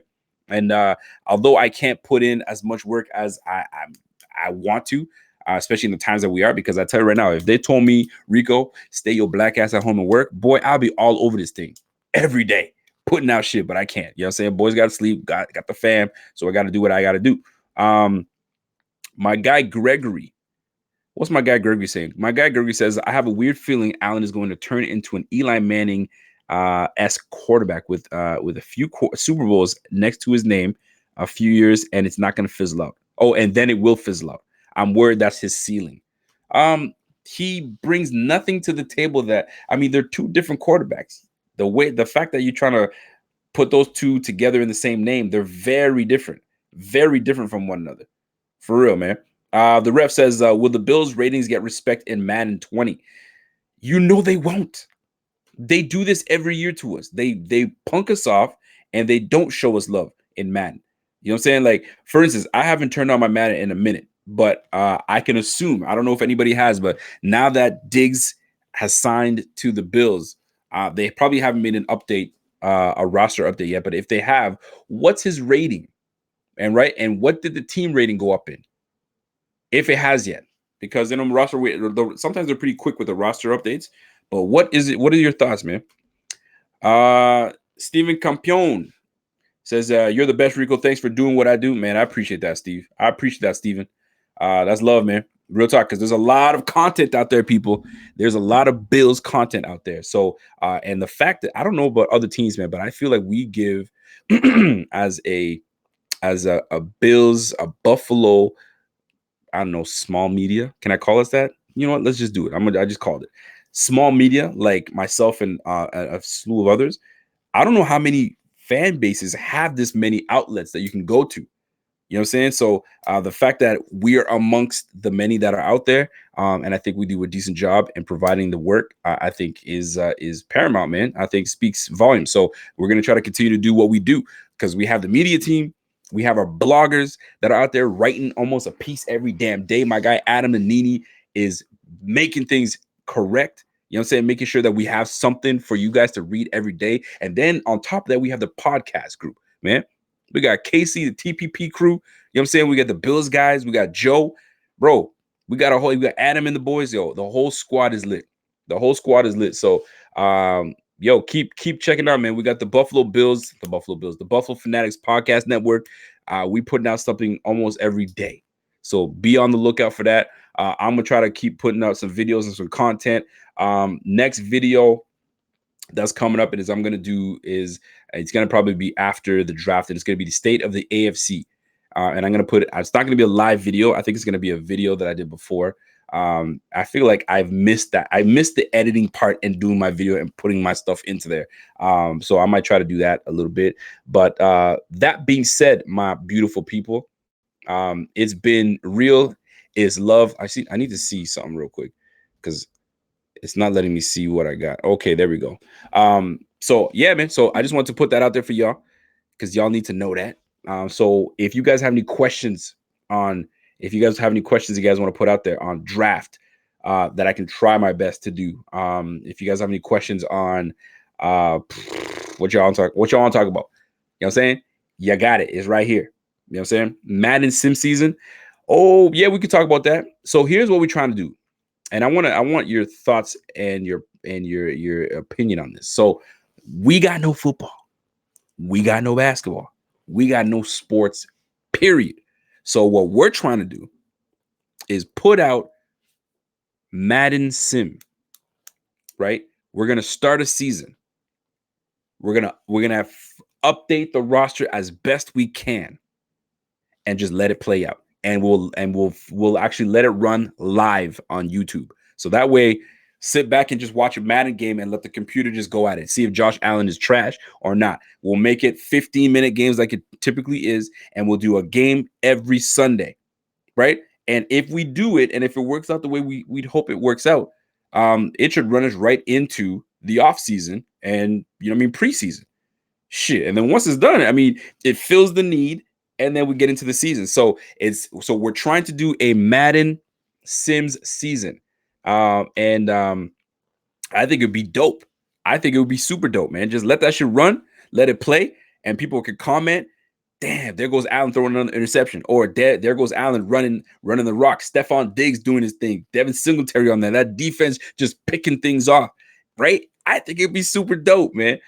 So if you guys think it's a good idea, just give me that thumbs up, or just give me that yes. Or in the comment section, just put Madden Buffalo Fanatics. Yes.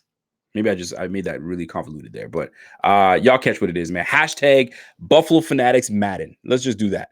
So if you guys are feeling that in the comment section, if you get this far into, let me type that bitch right now.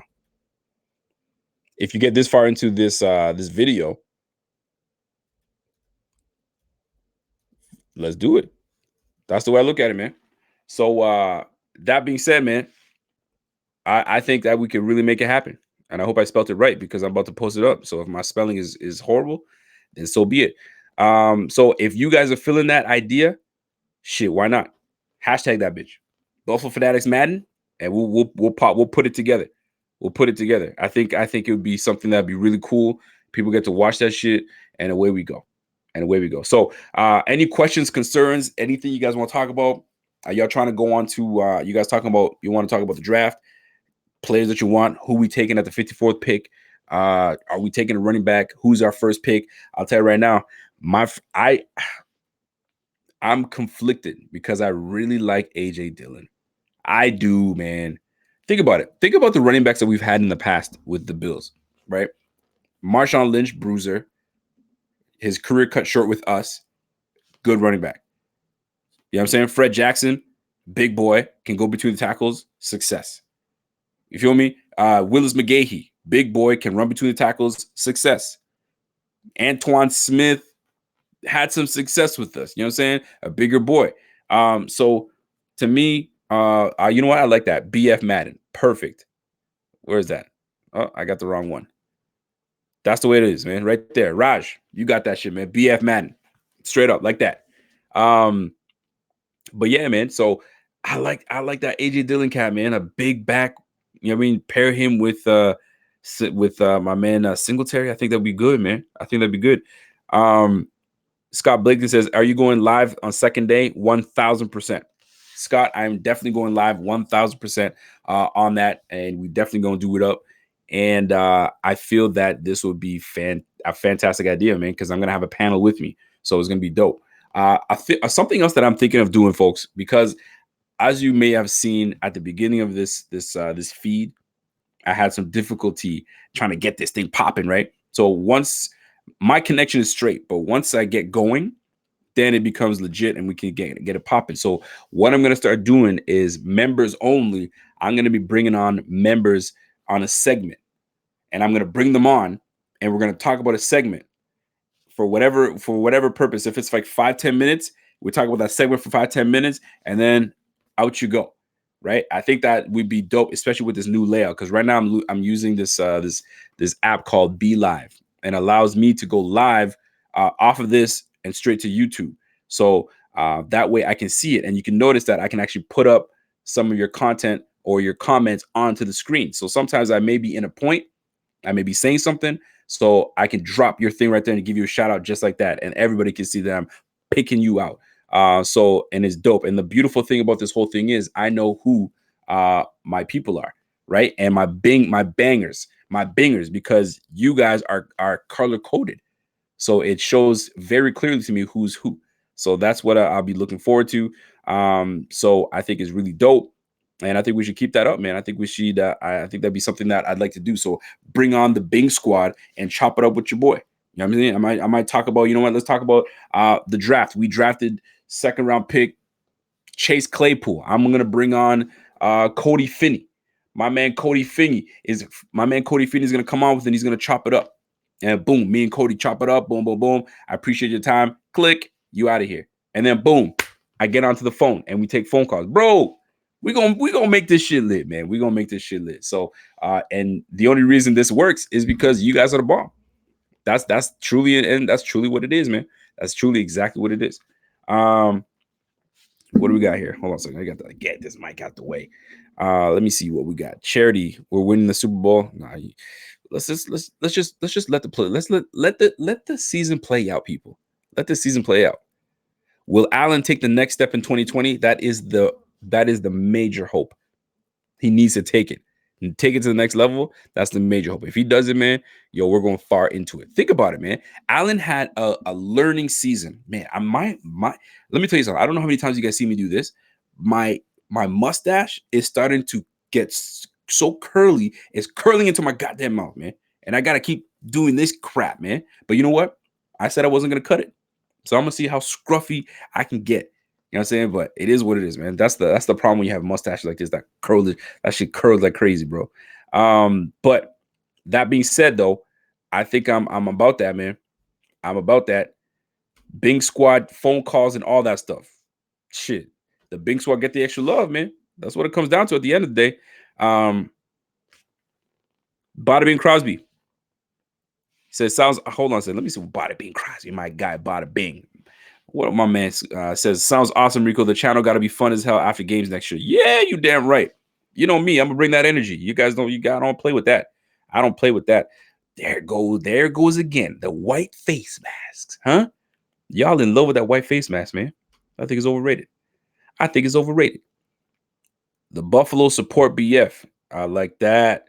Diggs gonna bring a lot of swag to this offense, man. Yo, Diggs is gonna bring a lot of offense and a lot of swag to this offense. The one thing I hope Diggs does not bring is drama, because that'll make the Bean McDermott regime look like we took an L. And I don't think we will take an L in this. I think he's gonna come in and see what kind of locker room we got, and I think he's gonna kill it. But that's one thing we just cannot have, man.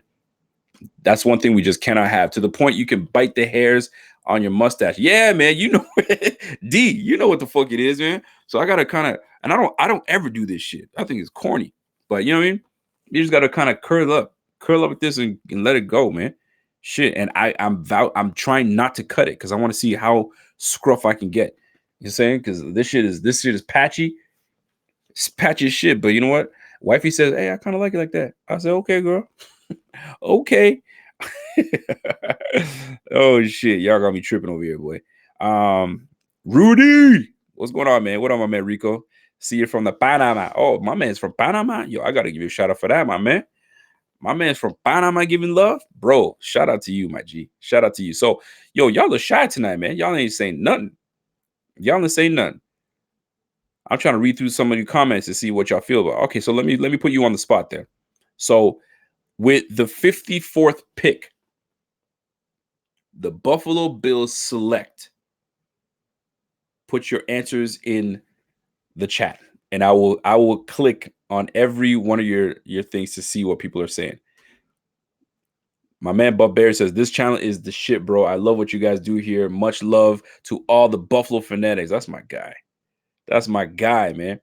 So with the 54th pick, the Buffalo Bills select. Write your damn comments in, and I'm ready to read them shits. Write them in. Ooh, I already like the first one. I already like the first pick. Boom. Because I'll tell you right now, that's the player I want with the 54th pick. That's the player I want. Jalen Johnson. Right? Here we go. Anthony Rufus. What do you got? Bills should get A.J. Dillon, but not with the 54th pick, though.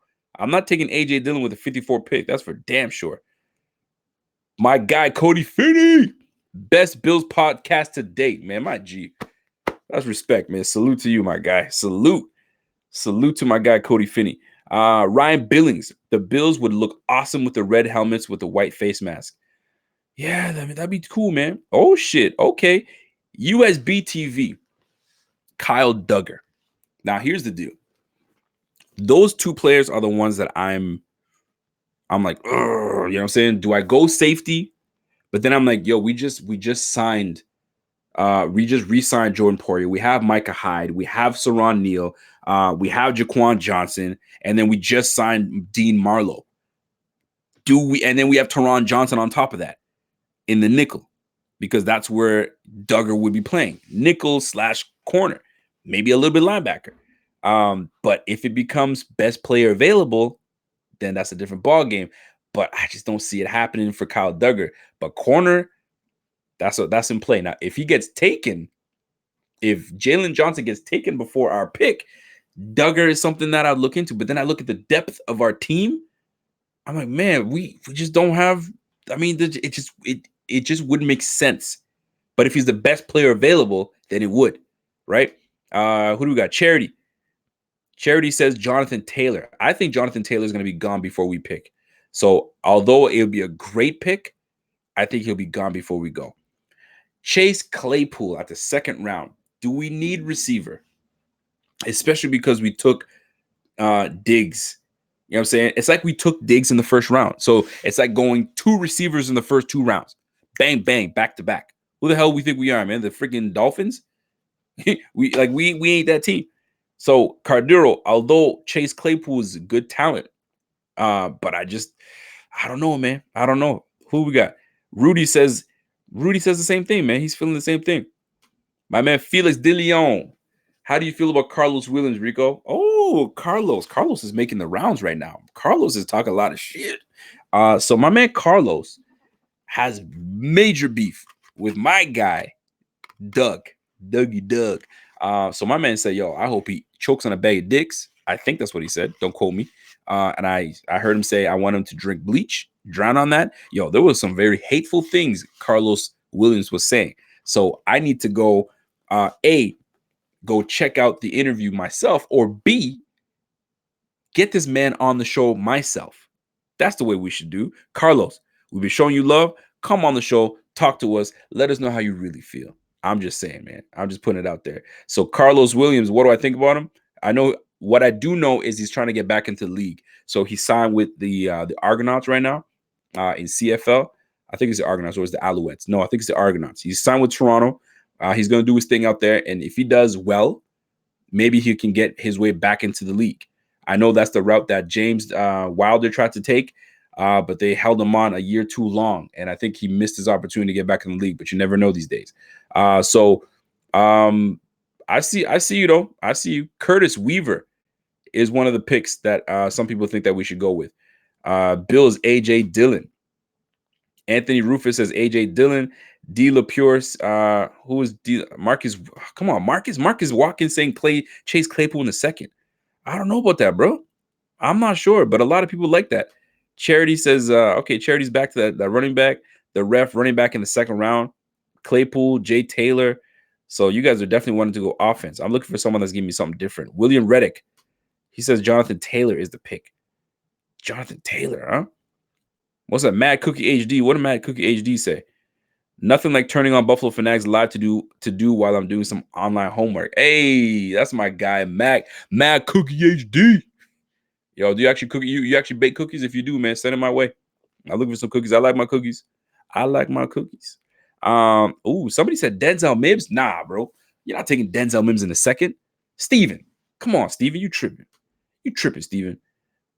You can't take those two guys. That's too high, fellas. That's too high. These guys are going to be available. Don't forget how deep this receiver pool is. By the way, I need you guys to check out this guy, Isaiah Wright. Check out this receiver by the name of Isaiah Wright. I forgot what school. It's a smaller school, but this boy is an athlete, and he may go undrafted. He may, or it's a late draft pick, but that boy can play. Yo, go check that boy out. Go check him out. Let me see what we got. I got Jonathan Tyler says, I'm a Bills super fan in Birmingham, Alabama. Oh, you a Bama man. My sister's out in Alabama. So, yeah, man. Shout out to you guys in Alabama, man. Who do we got? Bills should get, I see a different one. Anthony Rufus says, Bills should get receiver Tyler Johnson out of Minnesota. Minnesota is filled with a lot of talent on that team, man. You got that safety in Winfield. They got a good running back over there. They got some talent, man. So Tyler Johnson definitely is a name. I don't know if I go second round with him, but he may not last a third. Because to me, I think receiver is – I'm a little conflicted still at this point, but we'll see. It all depends on how this thing plays out, man. But I see a lot of Claypool. By the way, we got a new member. We got to speak on Elvis Sipek. Elvis Sipek, welcome to the big squad, baby. Let's go, man. Elvis, since you're here, who do we draft with the 54th pick? Elvis? Talk to me. Let me see what we got. Shit, man, they get Taylor. It's a wrap. Yo, let me say something. I'm not hating on Taylor. I think Taylor is a fucking talent. I think he is probably the best running back in this draft. I like AJ Dillon a lot, but I think Taylor is the best running back in this draft. He reminds me a lot of Saquon Barkley, like take it to the house type of back, like do it all type of back. So I mess with that. AJ Espinoza. I think AJ Espinoza would be a good pick, but I think he's going to be gone by the time that we pick at 54. EJE, New Mexico. Rico, you need a Manscaped mustache, man. Best running back available. No, man, I'm not manscaping, bro. That's the way it is, man. We keeping this bitch. It's going. We're gonna curl. We're gonna let that shit go. We're gonna let that shit go, man. We growing the curls for the girls, baby. Y'all got me tripping tonight, boy. Oliver's a true future. Agreed. Best Bills podcast. Oh man, y'all are for real the dopest, man. Joshua Thornton.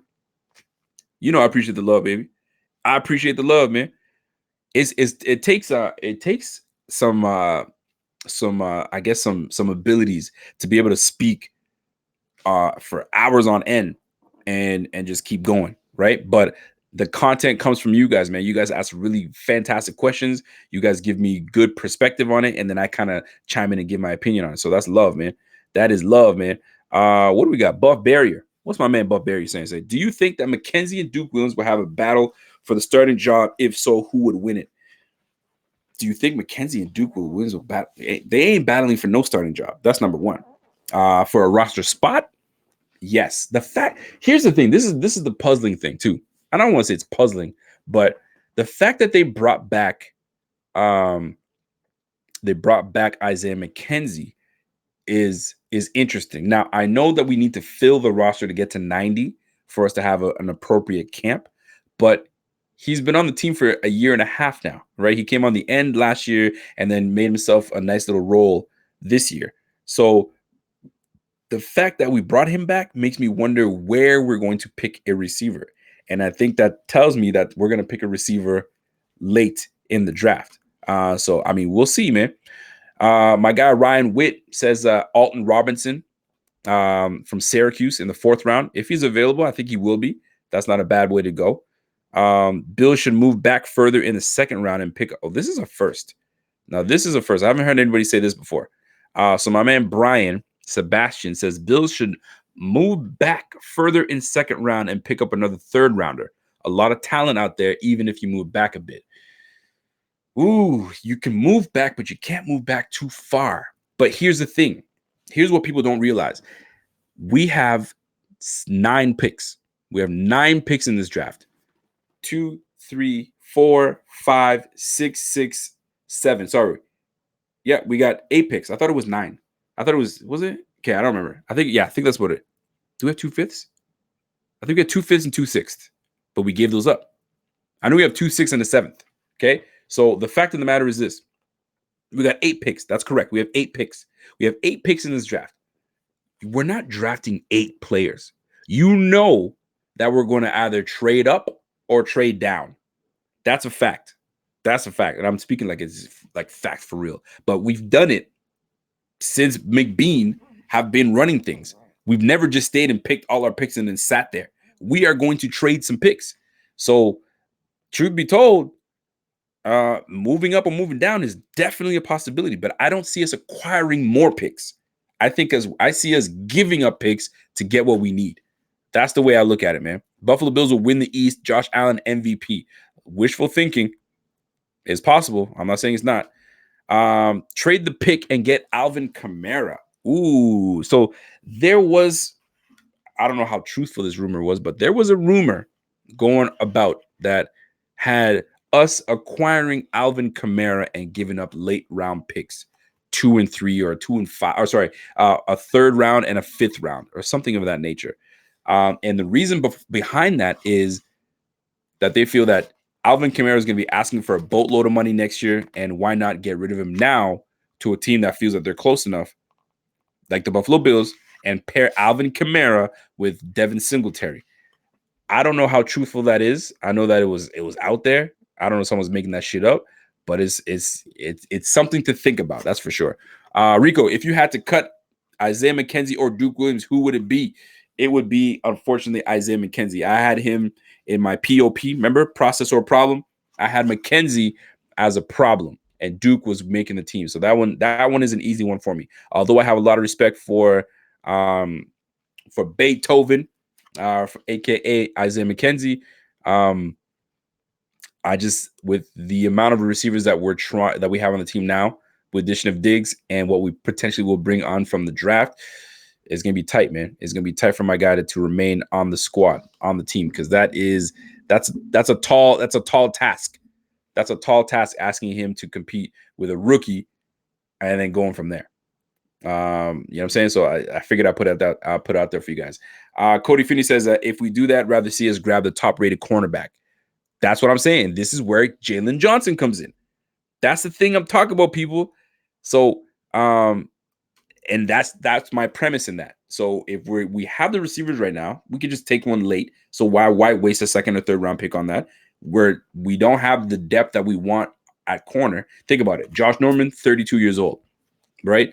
Levi Wallace, still unproven, still trying to work his way out. EJ Gaines is freaking one hamstring bust away from being cut. Trey White. Teron Johnson's a nickel corner. So guess what? Norman is on a 2-year deal, 1-year deal, really.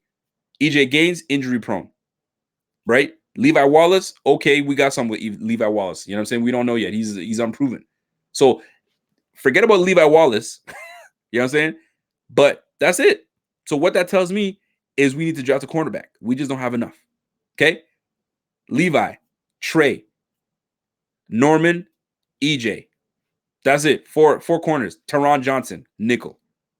Sorry, Saron Neal, but Saron Neal is he's not gonna be a corner guy. So let's keep it a buck, people. That's what it is, man. So Finney says, I say we go receiver, cornerback, tight end, LBDE. See, that's where I switch it up. I say we go CB, DE, because DE is important. I think we need a pass rush because don't forget who our pass rushers are. Jerry Hughes is aging. Mario Addison aging. So once he's Trent Murphy, don't see him making the team this year, especially if we draft a guy. So DE is one of those picks. So corner, DE, and then running back receiver or receiver running back, whichever one becomes the first one. I just gave away my nuggets. I just gave away my nuggets to you know who. You're gonna be seeing. I know you talking. Sorry guys, I'm scrolling down to catch up. So I've been trying to get back to where we're at. Duke is our big guy so far. Absolutely. He's definitely our big guy so far. So I can't see them getting rid of him. And the fact that he was a very big piece to our team last year, I can't see us getting rid of him. Elvis Sipik. Yes. This is a name that people should get familiar with. Greenard, right? Defensive end. Greenard, you should definitely get. This guy can hit like a ton of bricks. Here's another thing. Brian Edwards, I just don't know about Brian Edwards. I got to do my homework on Brian Edwards because good dude, solid. I just can't see myself, the Bills going after him. He doesn't pop to me. He doesn't pop. He doesn't stand out like others guy. I know he's a big boy, 6'3", decent speed, but he doesn't do it for me. I don't know. Somebody has to convince me otherwise, but I don't know. He doesn't do it for me, man. Chanel, his injuries concern me. So that's something that I'm like, okay, we'll talk about it. What do we got? Big Jose. Love you, Rico from South Florida. Oh shit.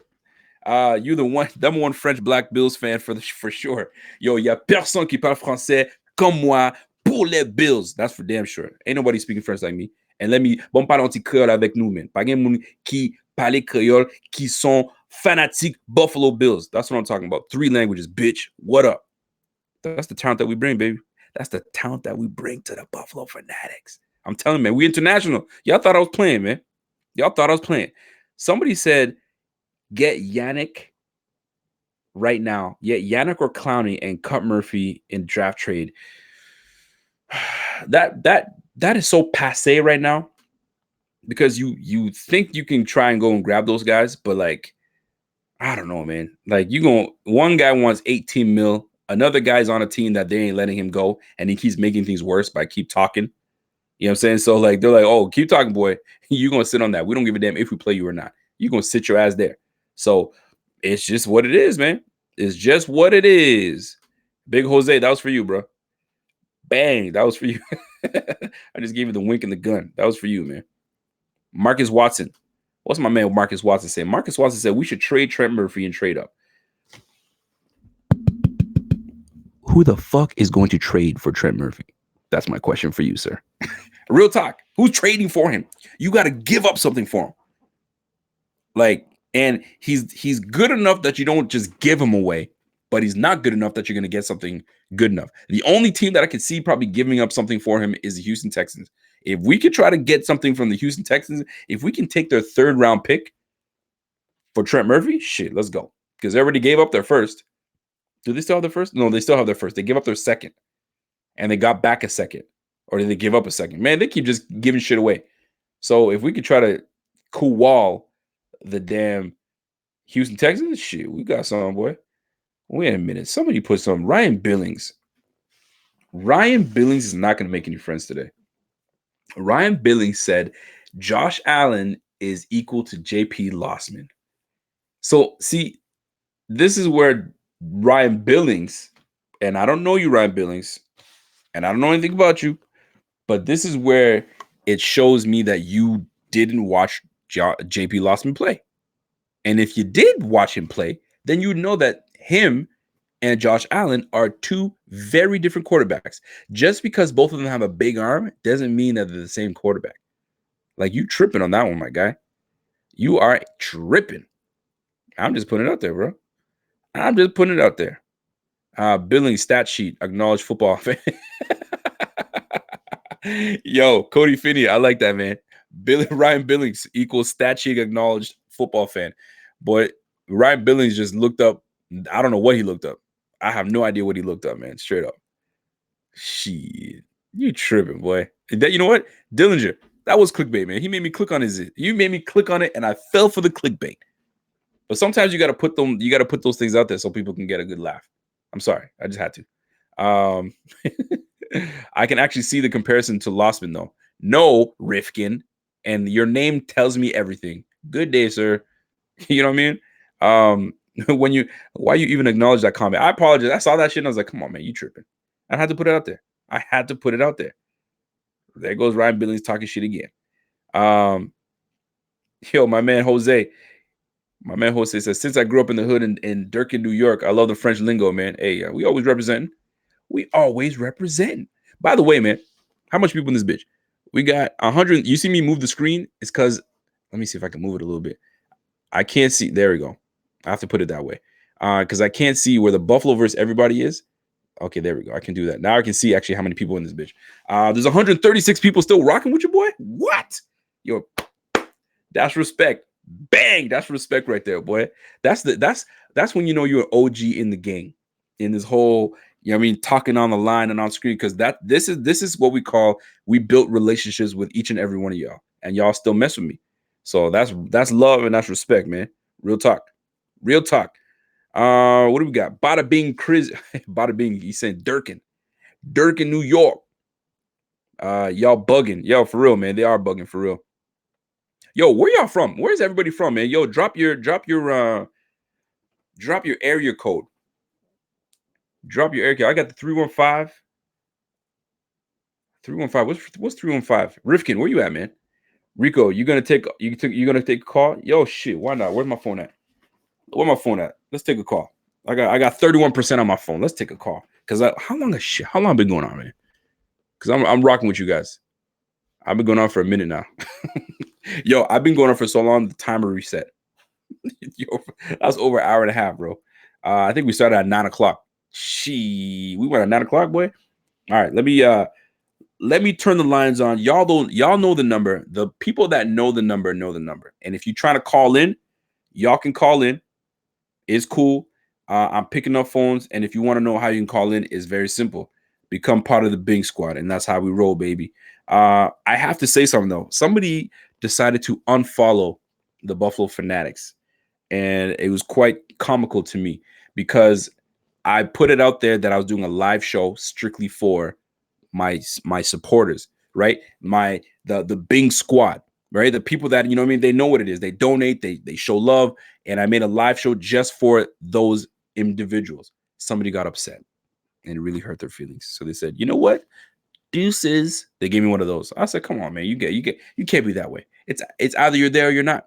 You know what I'm saying? There's some people that put up and there's no hiding it. You guys subscribe. You know what I'm saying? So I have to put something aside for the people that subscribe. That's just what it is. I mean, people don't like that. So if y'all gonna call in, y'all can call in right now. My phone is on. And if you have any questions, concerns, y'all know what to do. The Kenmore Bills. This sounds good. What do we got here? 315. I got the 336 North Carolina. Oh, Eric Kuntz, I see you, bro. 407 Orlando. Okay. I got a lot of people. I got the 716 in this bitch. I got 814 Pennsylvania. Warren, Pennsylvania. Cody Finney. I see you, man. Oh, somebody give me a zip code. 13365. I don't know where that is. Steven, where's that from, man? Where you at? Where's that at? 716 Buffalo. Susan. I see you, Susan. 505 Albuquerque, New Mexico. My guy, New Mexico in the building. I got the 940. Hey, Valmir, where is 940? 315 is in Syracuse, New York. Oh, okay. I see you, Rifkin. I see you. I got Jersey City in this bitch. Dillinger East. I see you, bro. Oh, I got a phone call. Cody Finney in this bitch. Let's go.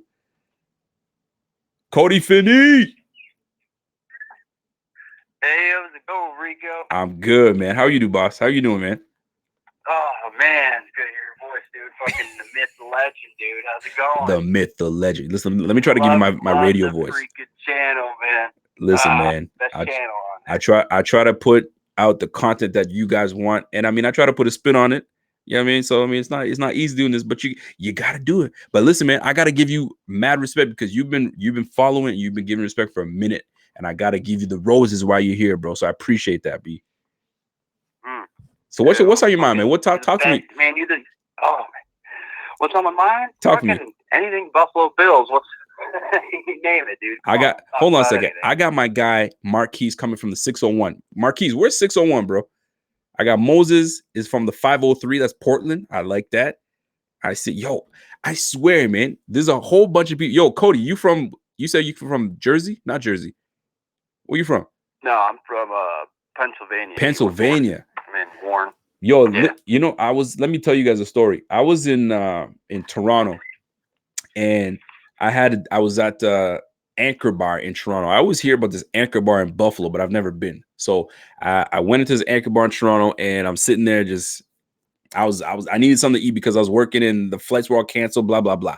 Anyway, so this dude is sitting like 2 or 3 chairs away from me.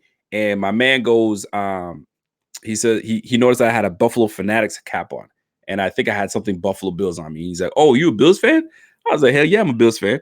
And long story short, he says, he's like, "Yeah." He's like, "How big are you a fan?" Because I always hear people are big fans. I was like, "Dude, I'm a pretty big fan."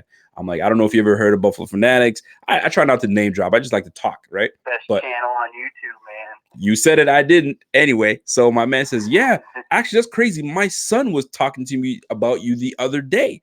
I was like, "Yo, that is crazy. That's dope." By the way, the wings at Anchor Bar, they ain't saying that much. Yeah, dude, that's awesome. Yeah, they're okay. They're okay. So the point is, you're from Pennsylvania, and he said he's a big Penn State guy, and I didn't realize that Penn State is like in the boonies in Pennsylvania. Is that correct? Yes, it is. It's in the country. It's like no wonder not a whole lot of black folks don't go there. Like, golly, that's in the boonies in the corner. Like, it's like white suburbia wherever it is, or wherever, not suburbia, but like it's like no black folk go out there. And I said, "Do you have any black neighbors?" He's like, "Unfortunately, I don't." I was like, "Well, that's what it is." But I just found out hilarious that because I don't know anything about these schools that are out there, but Penn State, I thought it was gonna be in the urban section or in the city section. But he's like, "Nah, man, that's way the fuck out there." But anyway, that was my story. That's what it is, man. But no, he was not Canadian. The dude that I met was American. He lived out there. But yeah, it was cool to talk about it. But Cody Finney. I got a story, man. Oh, tell me that story, man. Go ahead. I got a story for you. Go ahead. So when I was a kid, man, so I grew up like in Penn State, the Pittsburgh Pirates. And believe it or not, when I was a little kid, I used to be a Pittsburgh Steelers fan. That's what all my entire family is. They're all Steelers fans. It's just right when I started getting into football, Okay. 4 or 5, Okay. I started watching it with my family and stuff. And well, my dad, he's a Dallas Cowboys fan. He hates the Steelers. And what made me a Bills fan was he brought home an actual authentic Buffalo Bills helmet. Dope. Never since that day is when I became a Buffalo Bills fan. Yes. So I went from the Steelers to the Bills. Best decision I ever made, man. The best decision you ever made. I like that, man. That's a good ass story, man. Because sometimes it just takes something small that can just make you switch over. And truth be told, that uniform and that color scheme that the Bills put together is the best in the league, in my opinion. Yeah. Is the best in the league, man. There's always remember it's red, white, and blue, man. It's always represent. I'm telling you, man. I'm telling you right now, man. Listen, my guy Cody Finney, I appreciate the love, man. Keep tuning in, keep being a big supporter, because we see you, man. The whole Buffalo Fanatics, we see you, man. We appreciate it. One quick question. Yes, sir. Yes, sir. What is your stat prediction for Stephon Diggs throughout the entire season? Okay, so he's gonna have over 60 catches. And this is a healthy Stephon Diggs. He's going to have over 60, but I'm going to go with 78 catches, 12, I'm going to say 1175, and 8 touchdowns. 8 TDs, 1175, and I'm saying he's going to have like 78 catches. To me, that's the way I look at it. That what I said. Yeah? Yeah, I was on Bleach Report, man, and I said 70 catches for 1,200, and I had 8 to 10 touchdowns. 8 touchdowns is actually legit, and that's with your first year. Think about it. That's not like 2 or 3 years with one quarterback. It's going to be his first year. So if he can do that, we're on the money, man. He's a top 5 wide receiver in the NFL. Just those Minnesota fans, they're just trolling on Allen because everybody knows how to look at a stat sheet. They see that 58%, and they don't realize like the amount of drops we had, so they don't know what the hell they're talking about. No, there's no question about that. Everybody just plays fantasy football, so it's all about fucking stats, man. That's all anybody cares about. It's if you don't have good stats, you ain't good. And That's the way some people try to do these, man. But I actually like those statistics, man. I'm actually glad that you asked me that question because it made me kind of think for a quick second. But I may have to revisit that another time. But listen, I got other people calling. Cody, that's all love, man. I appreciate you, my G. All right, hey, thanks for the channel, man. You're the best, dude. Salute, my man. Take care. Right, have a good night. Stay safe. All right. Yep. That's my guy, Cody Finney. That's love, man. Oh shit. This is one of the Bing squad members that calls in often. Is this Max Kimani? Who am I speaking to? I'm gonna wait. I didn't put on speakerphone. You ain't answering the phone, brother. He didn't answer it. He didn't answer it. This Buffalo Fanatics is Rico. Who's speaking? It's Dan. Dan. Did I hear that right? Did you say Dan? Yes. Dan, my man. Your own Facebook manager. Dan, my man. Dan. You have to say it, man. Dan, my man. What's going on, bro? If you guys don't know, man, Dan is from Hawaii. Is it Hawaii? Am I saying it right? Yep. All the way out here. All the way out here. So I think you guys say aloha. Is that what your thing? Is that your thing out there? Yep. Say aloha in our local language. We say how's it. It's our own our own talk. That's my guy. So for those that don't know who Dan is, our Facebook page is popping right now because of my guy Dan. My guy Dan runs it, so he's accepting people coming in. He's making posts. He's taking our content from IG, from Twitter, and his own content and putting it onto our Facebook and making our Facebook pop. So I appreciate that, my guy Dan. Talk to me, Dan. What's on your mind, man? We're just waiting this whole thing out. We're excited for the season. I'm excited for the draft personally. This is where, get excited, with, you know how it is. You know how we've been talking for the last month of, who's going to go what, who's going to go where. Yes. And not just us specifically, but we got to see what Miami does. Because we all know Miami's got all the picks right now. Yep. 14 picks, bro. And I feel like Miami's kind of our big threat. Well, here's the thing. Something that I didn't really quite think. I didn't say it to Kevin, but with 14 picks, they're not picking no damn 14 picks, and they may not even pick into like all these picks into the first, like I think he's got like 5 picks in the first 2 rounds or something like that. They might even trade some to even get some picks next year to solidify. Honestly, the way I'm seeing it too is that. I wouldn't, they were talked about, they're going to go try to get the number 1 pick. Bengals aren't giving that up. Let's be real here. They ain't giving up Burrows. That's a lock. But I can see Miami trying to trade up, with possibly the Lions or maybe even Washington, someone who might take Tua. Because let's be real. Lions, they need a quarterback. Yep. Stafford's getting older. They need a fresh start. I could see him taking Tua. I really can. Washington, I know they took Haskins early, but whole new coach regimen. You never know. Ron Rivera might be like, "Yo, bump this. I want my guy." You think so? How that goes? You think the Lions are potentially ready to move on from Stafford? I think so, or at least get someone ready because Stafford's been around for a long time, and I got a lot of respect for Stafford. That dude's been balling for years, and he's got nothing. He had Megatron, all those years. But because I remember when Stafford was in college, when we played Georgia, they played Hawaii in the Sugar Bowl, and they kicked our ass. Right. Like nothing else. Right. And Stafford, he's been around, but Lions, the Lions need a fresh start. They need a good quarterback, and this is the best year for quarterback there has been in a while. Hold on a second. Best year for quarterback? Boy, you tripping. Once Jordan Love, listen, Tua's gone. Burrow's gone. What's that dude with the slick hair back? Herbert gone. Like Herbert. And that's it. Like unless you want to go with James Morgan. But James Morgan is not until 3-4. You're gonna replace. What about Jalen Hurts? I mean, Jalen Hurts has got a he's got a big chip on his shoulder. He does, but you're telling me Jalen Hurts is gonna be better than Stafford? I don't know about that, bro. I don't know about that. So this is not as deep as you may think it is. But you can't get rid of Stafford. Stafford's got to stay. You just got to put more talent around Stafford. Stafford hasn't had. Who was the best running back that Stafford has had behind him? Honestly, can you guys think? My God. Thank you. I mean, they took that little Abdullah. They look running back was Amir Abdullah. Yeah, they took Amir Abdullah, Oh and then they God. freaking they have that dude right now, Stefan. I can't remember his name, but he's a decent little running back. But now you got to give him receivers. No, he's not bad. You got to give him some receivers. So I mean, shit, I'm putting it out there, man. But listen, man, my man Dan Brown. For those that don't know, man, yo, get on that Facebook page. My boy is holding it down on Facebook. Dan, yo, say what's up to the people, man. Let them know what's up.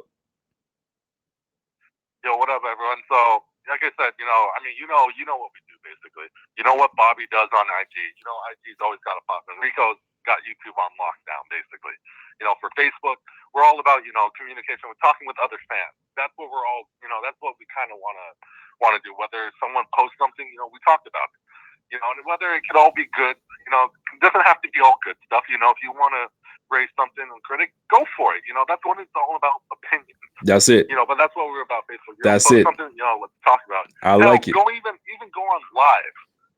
Talk, you know, just get it out there. That's what it is, man. But listen, all about. My man Dan, hold it down. I got my Clark Corey's calling me on the line. I got to take that line, so I'm gonna hit you up later, brother. All right, sounds good, brother. All right, brother. Peace. This is the Buffalo Fanatics. This is Rico. Who's this? Ain't nobody want to talk today? Ain't nobody want to talk? Well, until then, it's Kerryon Johnson. Thank you very much, Moses. Kerryon Johnson was the guy I was looking for. Golly. But he's the best running back I've seen in a long time. And he's legit. They just need to give this guy some more receiving. Golly, man. Let me see my man. This is the Buffalo Fanatics. This is Rico. Who's this? Hey, what's up, Rico? How you doing, man? What's going on? Is who must be? Is this Clark? Yes, sir. My man, Corey. Clark. Corey. What's going on, man? Talk to me, brother. Hey, man, let's talk tight ends for a minute. Oh, shit. Bring it to me now. Okay. Let's talk tight ends for a minute. So, number one, how many do you think that will carry on the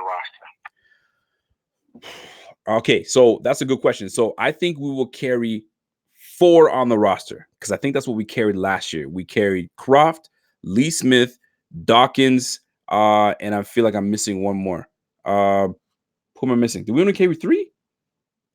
Croft, Sweeney. The dude from Boston College, Sweeney. But he was always on the practice squad. We never brought him on. So it was Dawson. Okay, it was Lee. So we carried 3. We carried 3 on the roster. Dawson Knox, Croft, and Lee Smith. Those are the 3 that we carried. I feel like I'm missing one more, but I think those were the 3. So we carry 3 on the roster. Talk to me. What's on your mind? You going somewhere with this? Yeah, I'm thinking because I'm thinking people are sleeping on Kroom. I think he could be a real nice addition. You know, former wide receiver, matchup nightmare. You know, for linebackers, you put him in there with Knox and maybe Croft. I mean, that could be nasty. So here's the deal. I'm in agreement with you. And there's a reason why they signed him. So a lot of people were boo-hooing. Oh, why do we bring him back? Listen, this guy, if he can stay healthy, because let me tell you something right now. Last year, he made the team. He made the team, but then he got injured. They put him on IR. If they wanted nothing to do with him, he would have got cut. But people keep sleeping on that man. So I'm telling you right now, if he can stay healthy, get in the books, he could definitely push for a roster spot. Because I'm telling you right now, my man Lee Smith, he ain't giving you no offensive threat. You know what I'm saying? We already have decent blockers in Tyler Croft. We already have a decent blocker in my man Dawson Knox. Now we just need offensive offensive weapons for our quarterback. So I love the fact that you brought up Jason Kroom. A lot of people want to talk a lot of shit about my guy, but I think he's got a legitimate opportunity to make this goddamn team. And you got me pissed off because I hear a lot of people talking shit. I want to hear it. I don't try to hear no goddamn mess. That's the real facts. How you feel, man?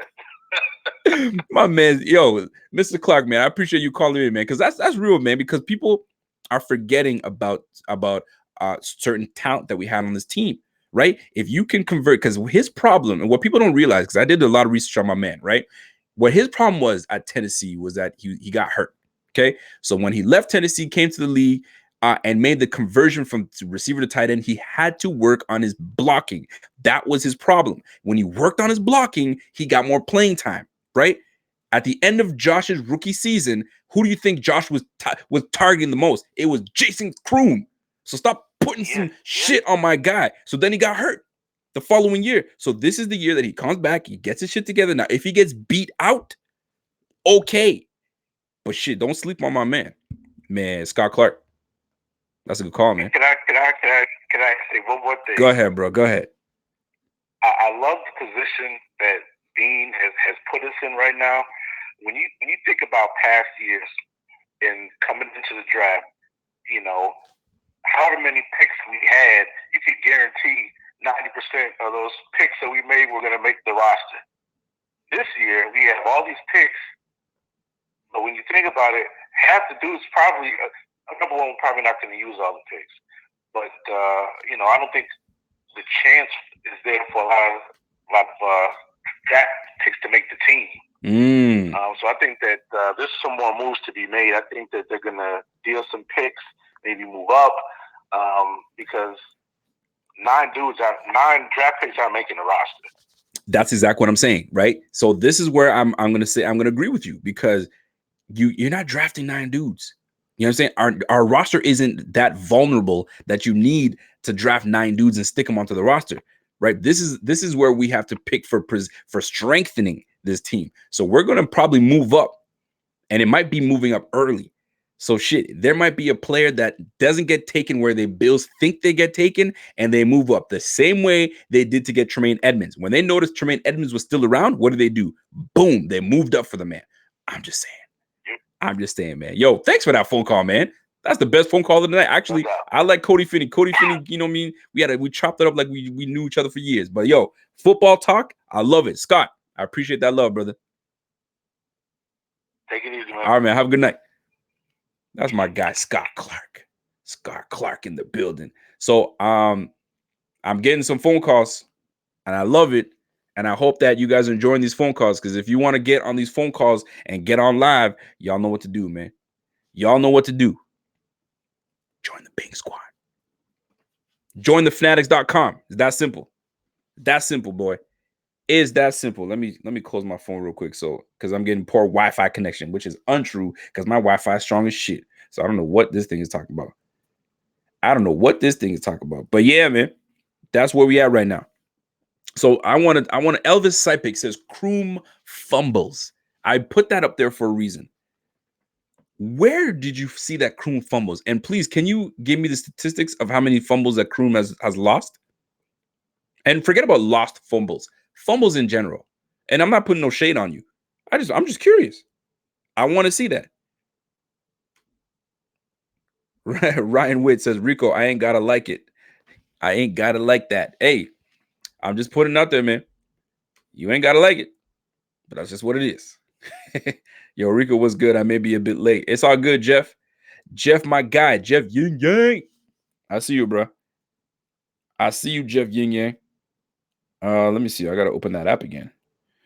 Get that lineup. So yeah, boy. Let me see who else is talking right now. Do we think Duke Williams makes the roster? Chance Seeger. He has a very great opportunity to make this roster for sure, depending on how high we draft a receiver. But right now, if you think about it, he's the only big threat, big body, red zone receiver we have on the team right now. So you know what? I'm gonna leave it out there. Cody Finney says, what do we got? Kroom, 3 seasons, 0 lost fumbles. So where is the fumbles chatter coming from? You know what I'm saying? It's the same thing about what people say about TJ Yeldon. TJ Yeldon fumbles. That's how you guys sound, by the way. That's how I imagine you guys sound when you guys type it. He fumbles all the time. So I don't know who it was on Twitter, but somebody was like, he fumbles all the time. It's like, okay, so how many fumbles does he fumble again? He fumbled 6 times. Okay, so 6 fumbles in his career with, I don't know, the amount of touches he's got. He's like, do you want to know how many times? It makes me, I bugged out who did it. But they said, do you want to know how many times Devin Singletary fumbled? He fumbled 3 times last year, or 4 times, right? And he carried the ball X amount of times. It tells me he's fumbling the ball every 45 touches.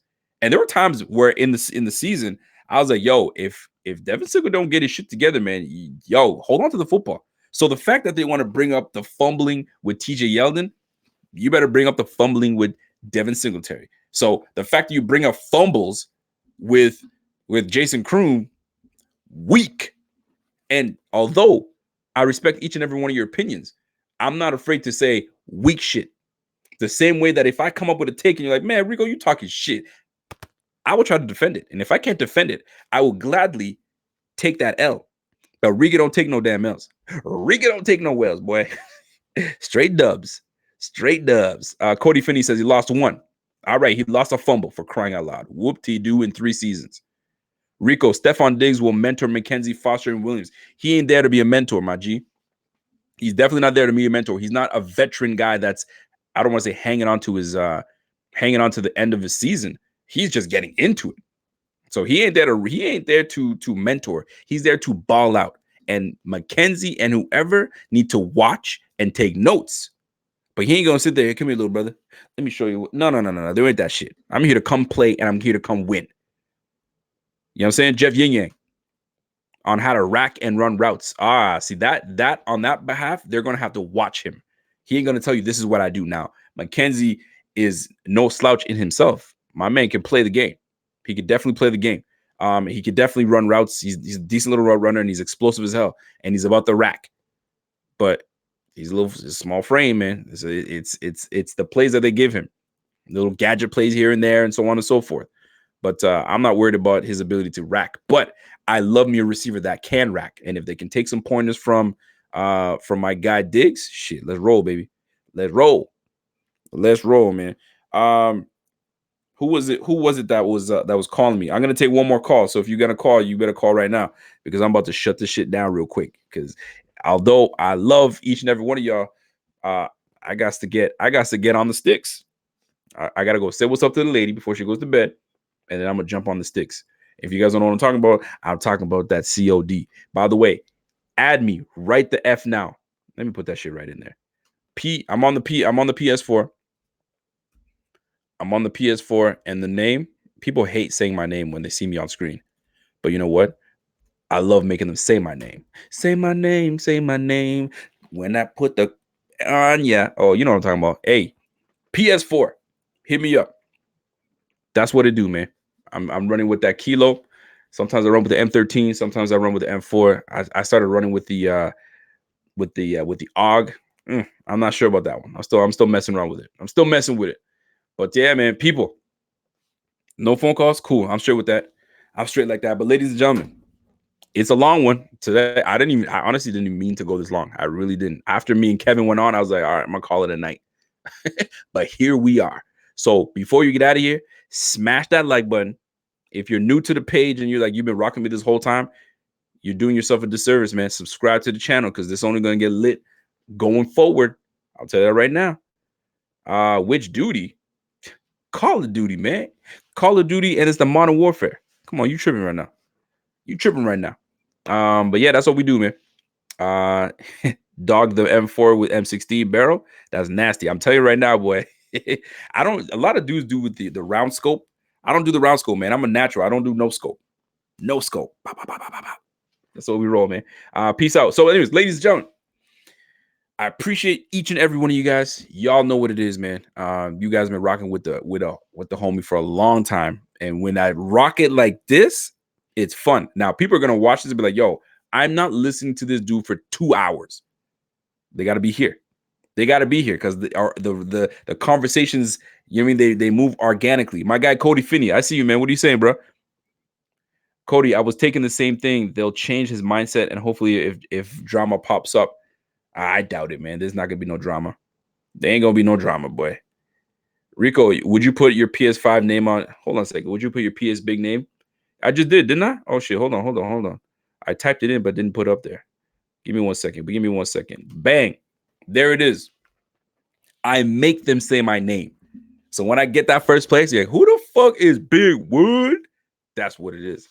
I've had that PSN name for a minute, for a long time. No numbers. That's when you know you're a real OG with a PlayStation. When you ain't got no numbers. You don't got like Big Wood 24679. No. The originator. Okay? That's how we do. And I'm talking about the originator, but I got 2 G's in that bitch. But you'll know what it is. So clearly someone beat me to the punch. But guess what? Ain't no numbers at the end of my name. He said, I'll buy it right now. I got that Madden too. You know what? I got to get back on that Madden though. I got to get back on that Madden, real talk. It's been a minute. It's been a minute, but yeah, man. So I appreciate each and every one of you guys. There's still 100 people watching with me. Shit, that's all we do, man. So until next time, people. Next video coming up. I'm not sure when. I'm gonna be bringing probably a special guest on with me. So the whole team, I'm putting on the whole team now, man. The Buffalo Fanatics, yo, man. We bring on the whole team. The Bills guys coming through. You know what I'm saying? I love them dudes. I mean, we got podcasts all day. Yo, the team, I'm putting the team on. We're gonna see different guests come on with me every so often. We'll make it happen. It's gonna be fun. It's gonna be fun. So, ladies and gentlemen, buying M. Yo, Cody Finney, you crazy? You buying that shit right now? Yo, buy that shit, and I'm gonna see you on there. So until next time, I can't yell it like I want to. Until next time, folks, it's your boy. Stay safe, and if you curly like me, we doing curls for the girls, baby. Curls for the girls. Let that shit grow. Be natural. If we gonna look busted up, some of the females gonna be looking busted up too. So you know what? Ain't nobody grooming for nothing. We just gonna wait it out and look cavemanish. That's the way it is, man. So everybody stay blessed. You know what I'm saying? Spend time with the fam. This is the time to do it before we get back to the busy lives, man. So do what you do. I appreciate each and every one of you. I love the fact that you guys shouted out where you guys are from. I think I might do that every day. Every time I go live, it's gonna be a big where you guys from. And I want to see every one of your damn zip codes and postal codes. I said postal codes. You know what I'm saying? Your area codes, and then we'll go from there. So I will see you guys later. And until next time, it's your boy.